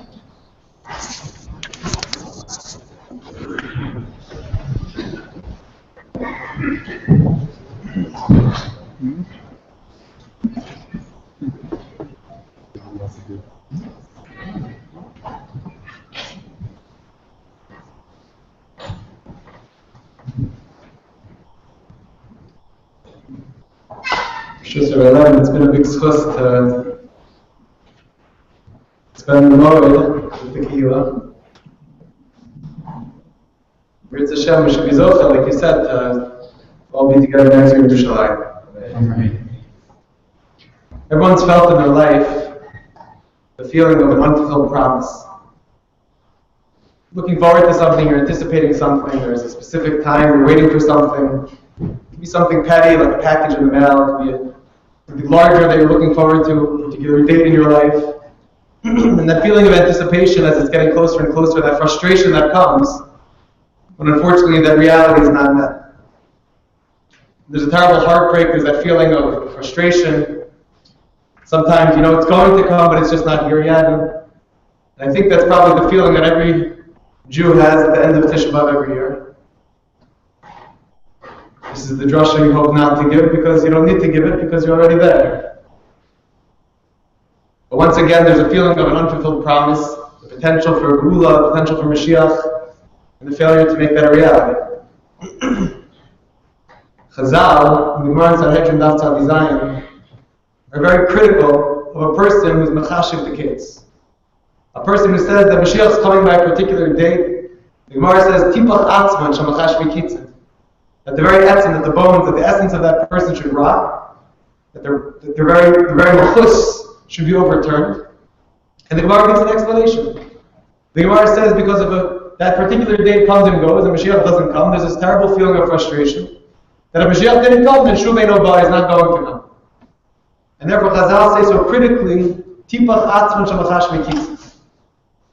If you look in the Masechtas Derech Eretz, one of the Masechtos Ketanos, Rabbi Yossi has an even sharper lashon. He says a person who is mechashiv the kates ein lo chelek l'olam. Ein lo chelek l'olam. And we understand why that's so, because there's such a heartbreak, there's such a terrible feeling that comes after looking forward. There's a date, you're told on this date. All of your hope, all of your dreams depend on this particular date. You're looking forward to the arrival of Mashiach. And once again, you're let down. And therefore, the person who leads Klal Yisrael astray in that way, ein lo chelek l'olam. These are the Rambam Paskins, Rambam Hilchos Malachim, Parakid Beis Paskins. Tipach Daitan, a little bit of a different nusach than the Gemara. But it's the same idea. Tipach Daitan, the mind of such an individual who leads people astray with his machshavos, his mind should also rot, his mind should be overturned. Everyone understands that feeling, that anticipation of the life. Again, we've all experienced it with smaller things. I have a neighbor across the street who's doing construction on their house. He stopped by the other day and I reminded him of the Maimer Chazal in Masechah Sota that says if you want to become poor, you should do construction on your house. He wasn't so excited about that.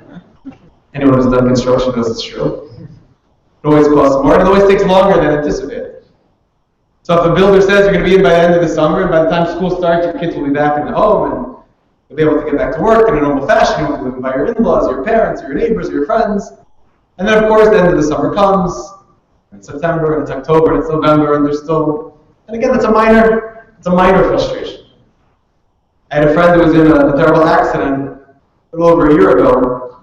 Terrible leg injury. And Baruch Hashem, he's alive, first and foremost. He's coming along, he's able to somewhat be on his feet now. But there's such a frustration because it's 3 months, and then it's 6 months, and then it's 9 months. And you go through the therapy, and it's getting stronger, but again, there's a little setback, and the wound's not healing properly. You have to reset the bone. And every adult understands that things take time, and sometimes the plan changes. The schedule of events doesn't play out exactly as, but there's such a broken feeling, that anticipation. And that frustration of time and time again being let down. What's so strange is that, after Chazal tell us it's such a horrible thing to mechashiv the kates, and the Rambam himself paskins that way, how strange it is that tzaddikim throughout the generations were all offered as dates of the Gula. And the Rambam himself in his Yigaras Teman says that if you want to know, I have a family tradition, a mystical family tradition, that in the year 1216 Mashiach is going to be. The same Rambam who says that it's usher to do such a thing. How do you make sense of tzaddikim throughout the generations offering dates, particular dates, very specific dates, which Klal Yisrael look forward to? In the Margolius Hayam, Masechah Sanhedrin, Reuben Margolius was a Gola, never blessed with children. His yard is actually coming up in a couple of weeks. A totally inconspicuous person, Talmud Chacham, Nifla, spent the last 35 years of his life as the librarian in the Rambam Library in Tel Aviv, with Svarim in every area of Torah, Nigla, Nisler. So he's most famous for his Margolius Hayam, Masechah Sanhedrin. So he writes in Daf Tzadi Zayin that the tzaddikim throughout the generations, they didn't tell Klal Yisrael a particular date to the exclusion of other dates. The way that they presented themselves, that, listen, this is a date, I have a tradition, I look at the pasuk in the 12th parak of Daniel, a time, and 2 times, and half a time, and I make a cheshbon. But the tzaddikim never presented it in such a way that the Gemara says that chas v'shalom could lead to that heartbreak. The Gemara says if you say it in such a way that the response of people is going to be, if Mashiach doesn't come, shuvei no ba, that's when it's such a terrible thing. But if you say it as a way to be mechazik Klal Yisrael, maybe it has a time, maybe it has a place. There was the yard site of the Chosel there. There's a sefer called the Avdi Zikaron. It's a collection of teachings from the Chosel. And the Chosel gave a different explanation, a little bit more optimius HaTorah, for why tzaddikim throughout the generations offered particular dates for the coming of Mashiach. The Chosel says everyone knows there's a halacha in Yeridei and Siman Reish Mem by the laws of Kibbut Avei. If a child sees that a parent is not following the halacha, It would be rude, it would be inappropriate for a child to rebuke a parent, to say openly, that's not the halacha. Rather, a child has to find the roundabout way to inform the parent that this is the halacha. For example, the child pulls out Shmir Shabbos Kilchasa, happens to open to a section on Borer, and then that child's parent happens to not know about it, offers, Mom, Dad, we sit, we learn a few minutes, all of a sudden they stumble across this halacha that the family's never kept for the last who knows how many years. And then he regales to the parent, oh, look, it says, Hashem apparently wrote in his Torah, this is the halacha, it's found in Shulchan Aruch, it's found in Mishabura, this is the halacha. Says the Chozeh Lublin, Klal Yisrael have a time on HaKadosh Baruch Hu. We feel that Hashem has not been following the halacha. We feel that HaKadosh Baruch Hu owes us long ago the Gula Shleim. We can't say, but Pam Maleh, HaKadosh Baruch Hu, what we've done is wrong, it's an injustice. And therefore the tzaddikim throughout the generation, says the Chozeh, opened up the Chumash, they opened up the Torah, they opened up the Psukim of Torah and Nevi'im Ksuvim, and found Ramadim in the Torah, as if to be Meramis, to Avinu Shema Shamayim, our Father in heaven, it could be. Kach Chozeh b'Torah. This is what it says in your Torah. Maybe. A nicely mischus for the tzaddikim throughout the generations. But again, it still leaves us feeling broken. Because at the end of the day, Mashiach hasn't. And for all the times that all the tzaddikim petition the Rebbeinu Shalom in a very respectful way, HaKadosh Baruch Hu has yet to respond.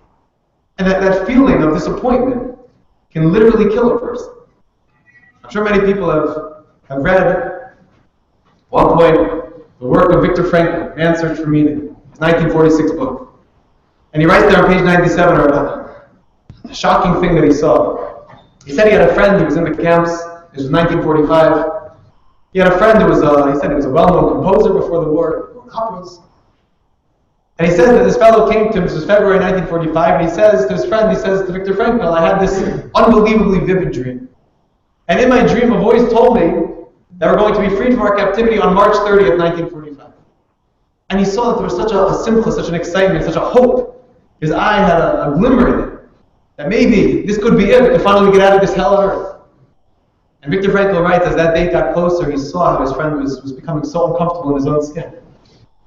He said on March 29th, his friend came down with a terribly high fever. On March 30th, on that date, he said he was unconscious. And on March 31st, his neshama left this world.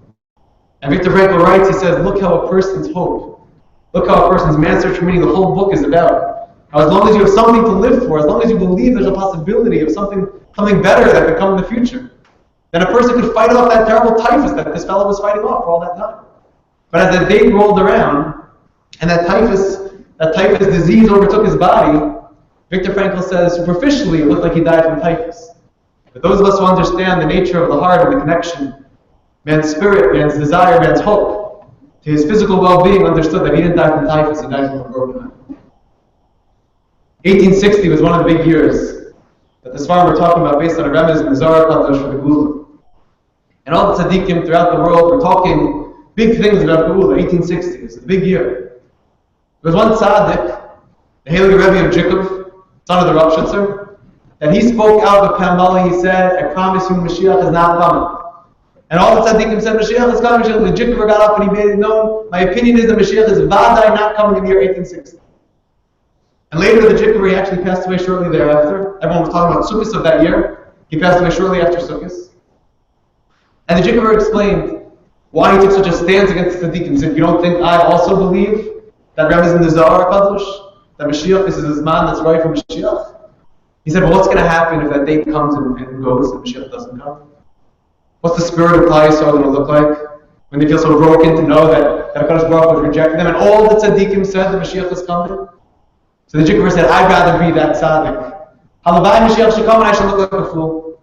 They said the Jikvar is not such a rabbi, he's not just a tzaddik, he doesn't know what he's talking about, how he had the chutzpah to take on all the other tzaddikim. But if Chas v'Shalom Mashiach doesn't come, at least Klal Yisrael can say. But not everyone said. There was one Jew who said, there was one tzaddik who said different. That feeling, that brokenness, that the Jikvar was so afraid of, the Chazal were so afraid of. Yet the predictions that Chazal offered to try to mechazik us, to give us that hope. But at the end of the day, we're left feeling broken. How do you make sense of predictions from holy tzaddikim? How do you make sense of dates that didn't come true? 1860. The Malchus said 1913. The told us Yaakov Yosef long ago said 1941. 1990 was a big year. 2000, I spent the year learning Eretz Yisrael and Tafshin Samach, a little contrasim all over the place. Tafshin Samach is the year of Gula. I was in a Svarim store in Tafshin Samach Chesed. I bought one of those little Svarim. Mashiach's coming Tafshin Samach. Because Baruch will figure it out. That's actually the answer the Bnei Yissaschar gives in Sivan. In his Eish Kodesh Tisha, in Maimer Hey, Bnei Yissaschar says, he's talking about Amunah Pshuta, how a person has to have Amunah Pshuta. You shouldn't be bothered by the fact that HaKadosh Baruch Hu gives you Bechira, and HaKadosh Baruch Hu knows everything. And then Bnei Yissaschar writes, a person has to have that same Amunah when it comes to Mashiach. And he says, what about the fact that Tzaddikim promised us time and time again, Mashiach's coming, and it didn't come? Bnei Yissaschar says about it. Very deep thing, hard to understand. A person has to say, Animam b'munah shleima, that all the dates that all the tzaddikim, amitim, were megala to the world, all those dates are 100% true. How does that work? If 1860 passed, if 1913 passed, if 1941 passed, 2000 passed, how are we going to work that out? But Yisrael says the same way that HaKadosh Baruch Hu will work out, that HaKadosh Baruch Hu gives a person bechira, and HaKadosh Baruch Hu knows everything. HaKadosh Baruch Hu has a way to work out opposites. And you have to believe that when the tzaddik said that the Mashiach was coming in that year, Mashiach came in that year.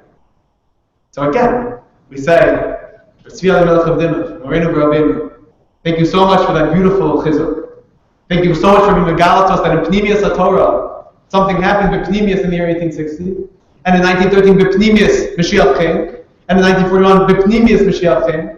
Well, the Maisa is Tafshin Ayin Hay, we're closing out Tisha B'Av, and Mashiach's not here. So it's very nice that in some spiritual realm, Mashiach came in those Tekufos. And HaKadosh Baruch Hu eventually will work it all out. But the Maisa, that doesn't solve the problem that Iran is trying to destroy the world. It doesn't make us feel that much better, knowing that in Pnimius something happened, there was a geula of sorts that took place at that time. And it's true, you see all those dates, big things happened in the world, World War I, World War II. Big events took place around the dates that the Tzaddikim predicted. The Malbim once offered a beautiful mashal. The Malbim said, in trying to make sense of all the predictions, the Malbim said, he was asked by someone, he said, you know the Gemara says you're not allowed to offer predictions. And the Malbim says, based on the pasuk in Daniel, Parakid Beis, pasuk Zayin, that Mashiach's coming in the year 1913. They said to the Malbim, it's also to do such a thing. The Malbim gives a following mashal. He said, imagine a father and a son, they set out on a long journey. The father's a big businessman. The good old days, he had to travel for days, for weeks. He says to his young son, he says, are you ready to, you want to come along one of the business trips? And the son says, yeah, Dad, I'm not going to be a bother to you, I want to learn the business. And he comes along. He says to his son, it's a long trip, you sure you can handle it? Yeah, no problem. They're about 10 minutes into the trip. And the son turns to the wagon driver, are we there yet? And the son says, the father says, well, you promised me to behave. We're 10 minutes into the trip, I told you, maybe I should turn around and take you back. About 29 days later, as they're actually getting to their destination, so all of a sudden the father turns to the wagon driver and says, sir, are we there yet? We're getting close. So the son says to his father, Vatati, when I asked the exact same question, you rebuked me. You slapped me across the face, you yelled at me. And now you asked the very same words, and that's okay? I shouldn't be upset? And he says to his son, you asked the question 5 seconds into the trip. Now we're at the end of the trip. Now it's time to start talking about when are we going to get there. The Malbim said, when Chazal said it's also to be machashing the case, that's at the beginning of the trip. But now it's the year 1913, it's time to start talking. We're wrapping up the trip, it's time to start asking. We're almost there, we're getting close. Again, it's a beautiful mashal from the Malbim. But he said the Malbim passed away in the late 1870s. And he said Mashiach coming in 1913. And now 100 years past that day, Tafshin Ayin Hey, we still don't have Mashiach. The Brisker Rav said, I'm positive that after the Holocaust, within 70 years, we're going to see Mashiach. So news, we say to the Brisker Rav, Tafshin Ayin Hey, it's 70 years since the Holocaust, Mashiach's not here. So now what? Who do we toll on? Who do we put our hopes in? So I want to read you a mashal, medrash rather, that I think gives us the perspective that we have to have at the end of Tisha B'Av. The truth is, I really should have shared this medrash with you before we started Tisha B'Av. But all the more so at the end of Tisha B'Av, when we once again face that disappointment. Mashiach's not here, and like we said from the Belzer Rabbi, Nachum al Tisha B'Av, what's the tachas of Nachum al Tisha B'Av? And now we feel, what was the tachas of Nachum al? What changed? What's different from when we started? Bilam Marosha said, in his bracha, his kala, his strange nevuah applies. Erenu below ata, shurenu below karav. You'll see it, but not now. Ashurenu will perceive it below karav, but it's not anytime soon. Darach kolcha b'Yaakov, become shaven b'Yisrael. Says the Yaakov Shimoni in Parshas Balak. Amar of Yitzchak. Moshe Amar ki karav yomedam. Moshe always spoke the language of karav. Moshe says that the end of our enemies is very near. But it looks like the enemies are getting stronger. And the threats are getting louder. It says Moshe Binu Kikar Yomedam. Says Moshe Rabbeinu, Kikaru alecha davar mod. What's the language of Bilam HaRasha? Erenu v'la'at. You'll see it eventually, but not quite yet. Mashal l'melech shenasan medina l'beno b'makom rach. Medrash gives a mashal of a father, a king, who bequeathed his son a beautiful kingdom, far away from the center of the palace. And he's traveling, this young prince is traveling to his Yerusha, to his Medina, and he's being escorted by one of his beloved friends and one of his biggest enemies. And as they're traveling, as they're on this long journey, the Oyev, the enemy, says to the Ben Amelech, look how much your father hates you. Why else would he give you a Medina? Why else would he try to give you a portion so far away from the kingdom?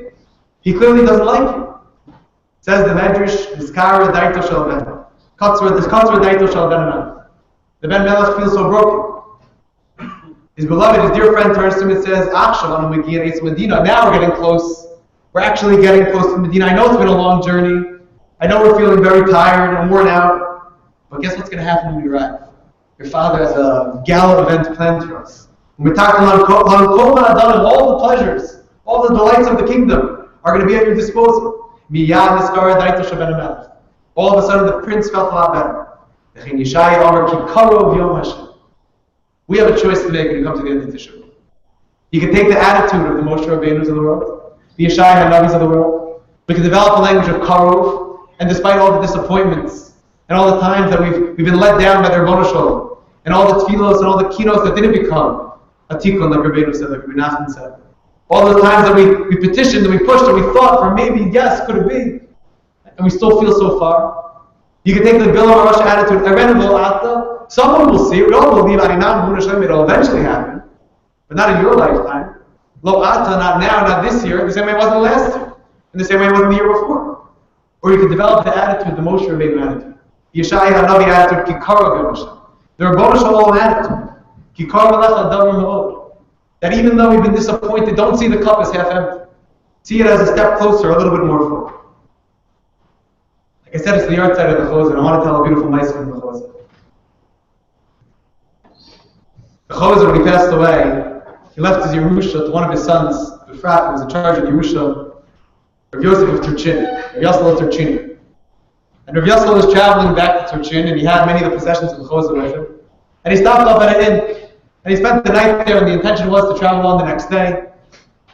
Terrible weather, a terrible storm. He got stuck there for a few days. He Pasha didn't have the money to pay the innkeeper. But he had many of the possessions of the Chozeh. So he says to the innkeeper, listen, I don't have cash, I can't pay you for the time I spent in the inn, but allow me to give you one of these things that I inherited from my father. I have this beautiful clock. Maybe you'd be interested in this clock that I have from my father. He shows me the clock. He cheshbon it out, pays him a few bucks. Good. Rav Yosef Tzvi travels on his way. Years later, one of the Talmidim of the Chozeh, the Sabbath Kedisha of Radishitz, Rabbi Sofer Dober of Radishitz, he was traveling to that same place. At that point, he himself was a rebel, traveling with his Hasidim. This was years later, and he came to that same inn. And he comes to the inn, and the innkeeper is so happy, the Sabbath Kedisha of Radishitz, Tzaddik comes to visit, gives him the best room, the Hasidim pile in, and it's late at night, settle him down. And the innkeeper's room was right beneath the Sabbath Kedisha of Radishitz's room. And he hears, after it's getting quiet in the inn, everyone's settling down, he hears that Rabbi Sofer Dober of Radishitz, he's pacing back and forth in his room. 11 o'clock, it's 30, it's 12 o'clock, he figures the Rebbe Zachi has to take care of him there. It's 1 o'clock, it's 2 in the morning, the innkeeper is tossing and turning in bed, he's falling asleep, he wakes up. 3 o'clock in the morning, he wakes up, he hears, he's still pacing like a lion, all around this room. He was very anxious, very nervous about something. And the innkeeper's falling asleep. He wakes up again, he falls back asleep. Finally, the morning comes, he goes upstairs, he knocks on the door, he says, Rebbe, you didn't sleep a wink last night. I heard you the whole night pacing back and forth. He says, what's going on? The Rebbe says to him, why don't you tell me what's going on? And he says, come into the room. And he points at the clock on the wall and he says, where did you get that clock? So he says, it was a yid who was here a number of years ago. Couldn't pay his bill, he left me that clock. He says, tell me, what did he look like? And he starts describing him, he says, oh, it was Rabbi Yosef Tzvi. He said, I knew I knew that clock. That's the clock from the Chozeh of Lublin. He said, I was accompanied by the Chozeh of Lublin. Every time I went to be by my Rabbi, I couldn't take my eyes off that clock that he had in his room. Because a clock, by definition, is a sad instrument. A clock, by definition, every time it ticks, every time it chimes, every time it rings out, a clock is signaling another minute of your life is gone. What did you do with it? Another moment never to be retrieved, never to be taken back. A clock, by definition, makes people depressed. He says, when I was by my Rabbi the Chozeh, it was a totally different thing. He said, by the Chozeh, every time the clock ticked, every time it chimed, every time it would ring out, I would hear a sound of joy. Because by the Chozeh, every minute was a minute closer to the Geula Shleima. He said, if you were in such a room, if you spent the night in such a room with such a clock, do you think you could sleep? He said, do you think I could fall asleep at night when there's a clock telling me every second you're a second closer to Geula? You're a second closer to Mashiach? And again, I think that's the choice we make in the final minutes of Tisha B'Av. You come out of Tisha B'Av and you can take the Moshe Rabbeinu attitude of Kikarav Yom Edam, Kikarav Alachadav Mod. You can take the message of the Chozeh Lublin's clock that you're a second closer, you're a year closer, a Tisha B'Av closer to the Geula Shleima. We can become cynical, we can become bitter. And you can say, what about all the promises that Tzaddikim made throughout all the generations? What about all the times that I thought that maybe this would be the year? How many Chavetz Chaim heritage videos that I have to make before one of them tells the truth? Before finally we actually see the Geula? How many drushos, how many speeches, how many times we have to get ourselves excited and hopeful and be counting down the moments to Mashiach, only to be disappointed again? But if we take the message from the art side of the Chozeh Lublin's clock, and to realize we're a second closer to Mashiach, we're a year closer to Mashiach, we're Tisha B'Av closer to Mashiach. Rav Schwab spent the famous Shabbos by the Chavetz Chaim, 1930, Parshas Vayelech Yehuda. One of the topics of conversation at lunch, by the Hail of the Chavetz Chaim said, is recorded in the Mayan Beis Shvei Parshas V'Shalach. He asked the young men who were gathered there, Schwab was amongst them, Shimon Schwab. He asked, what would the man taste like if you didn't have any kavanah? We know that the man would taste like whatever you want, whatever you could imagine. What would be the taste of the man if a person didn't have a specific kavanah? If you didn't have a mind for your favorite food? So I would have said, the pashtus is like the Torah says. It's a pichas with dvash, some type of honey wafer, maybe a deep fried donut of some sorts, cracker, tarta, egg kichel, whatever the Torah is describing, whatever the default setting of the man is, that's what I would have thought. And Rav Schwab said he was too afraid to answer. He said the Chavetz Chaim told him, the father, Ani agid lachem, az mitrach nish et es kentam nish. The Chavetz Chaim said, if you don't have any kavanah, it tastes like nothing. If you don't have kavanah when you eat the man, it tastes like nothing. Shedavar ruchni mekabel tam lefi erech hamachshav. Because the davar ruchni takes on the taste of the intention of the person who's involved with it. And the Chavetz Chaim went a step further. V'chein yeh b'bias HaMashiach. Im yitin daitu liros galas malchus Hashem. If a Jew, despite all the disappointment, can be excited and be hopeful and be looking forward to that day of the Geula Shleima, then he's going to be Yarish Tam Masok She'ein Kavanah. But if Chas v'Shalom, a person becomes despondent and depressed, and he will have that tick of the clock, another year going by, to cause us to fall into deep depression, to give up hope, like that friend of Viktor Frankl. If you don't put your mind to it, if you're not thinking about Mashiach, Geula can come and it tastes like nothing to you. But you know what's even worse than what the Chavetz Chaim say? What's even worse is if Chas v'Shalom you come to greet Mashiach with a bitter taste in your mouth. They were angry at HaKadosh Baruch Hu. They were angry at the Melech Mashiach for not coming earlier. Then not only will Mashiach not taste sweet to you, not only will Mashiach not have a neutral taste to you, or Yargish Klum, but Chas v'Shalom Mashiach will have a bitter taste to it first. Is that how you want to greet Mashiach? So despite all the disappointment, despite all the frustration, Klal Yisrael has to come out of Tisha B'Av and at least say, we're 1 year closer to Mashiach. And I think that's really the pshat in Shabbos Nachum. I was thinking last year, what's the pshat in Shabbos Nachum? Tisha B'Av comes, and Tisha B'Av goes, and nothing changed, and everything's exactly the same, and there's no Nachama. If anything, we should feel worse, because Baruch Hu rejected us again. And then all of a sudden, everyone goes to the country for some concerts, a little relaxation. What's the Nachama? But I think if we have the attitude of the Chozeh Lublin, we understand very well what the Nachama is. The Nachama is okay, so this was the last Tisha B'Av ever. So this wasn't Mashiach, it wasn't exactly what we expected. But it was a good Tisha B'Av, because we spent the day thinking about Mashiach, we're a step closer to Mashiach.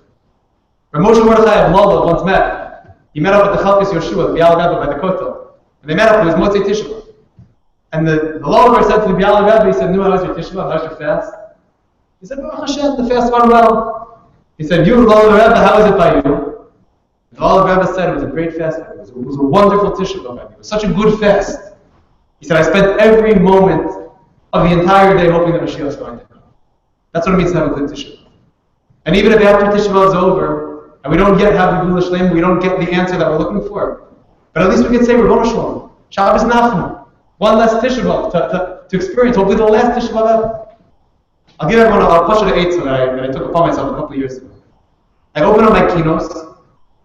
Nowadays we have fancy kinos. Weinberg always says, the good old days with little pamphlets, you bury them after Tisha B'Av. If you really believe it's not coming. Nowadays we have fancy kinos. Open up your kinos to the inside cover, and write on the inside cover of your kinos, used for the last time Tav Shanai. Now I have that used for the last time in Tav Shanai Beis, Tav Shanai Gimel, Tav Shanai Dalet. And I'll continue to fill the inside cover of my kinos if I have to, Chas Shalom. But that's a way of saying Aninam B'Emunah Shleima, that even if Tisha B'Av came and went, but I'm taking on the Moshe Rabbeinu, the Yeshaya Navi, the Kodesh Baruch Hu attitude of Kikar, 1 second close. The Chos of Levin's clock has brought us 1 second close. And like the Rabbi Yehoshua used to always say when he was mechazik himself this time of the year, as Elul was getting close, that it's time to do tshuva. And Rabbi Yehoshua would say to himself, as he always did, Rabbi Yehoshua, you promised yesterday that you were going to change, and you didn't change today. And then Rabbi Yehoshua would say, today I'm really going to do it. Today Rabbi Yehoshua is really going to do tshuva. So for all the times you've been promised, by all the tzaddikim, by all the Tisha B'Avs, and all the inspiration, and all the time we thought, okay, maybe this year we've been let down time and time again. Like the Rabbi Yehoshua, this year, Kodesh Baruch Hu, this year we really mean it. We're going to do it for real. And I'm going to write the inside cover of my kinos. This is the last Tisha B'Av. So Mir Tashem, I saw a good minute this year. We ate meat, we drank wine on Tisha B'Av. It should be the minute of Klal Yisrael, the Dori Doros. That should be the way that it always is from this point forward. And Mir Tashem, the Klal Yisrael can believe, not become frustrated, not become embittered, but to believe that there's something so sweet that's so close, like the Chos of Lublin told us. And Mir Tashem will actually be zochah to see the Gula Shleima of our Amen.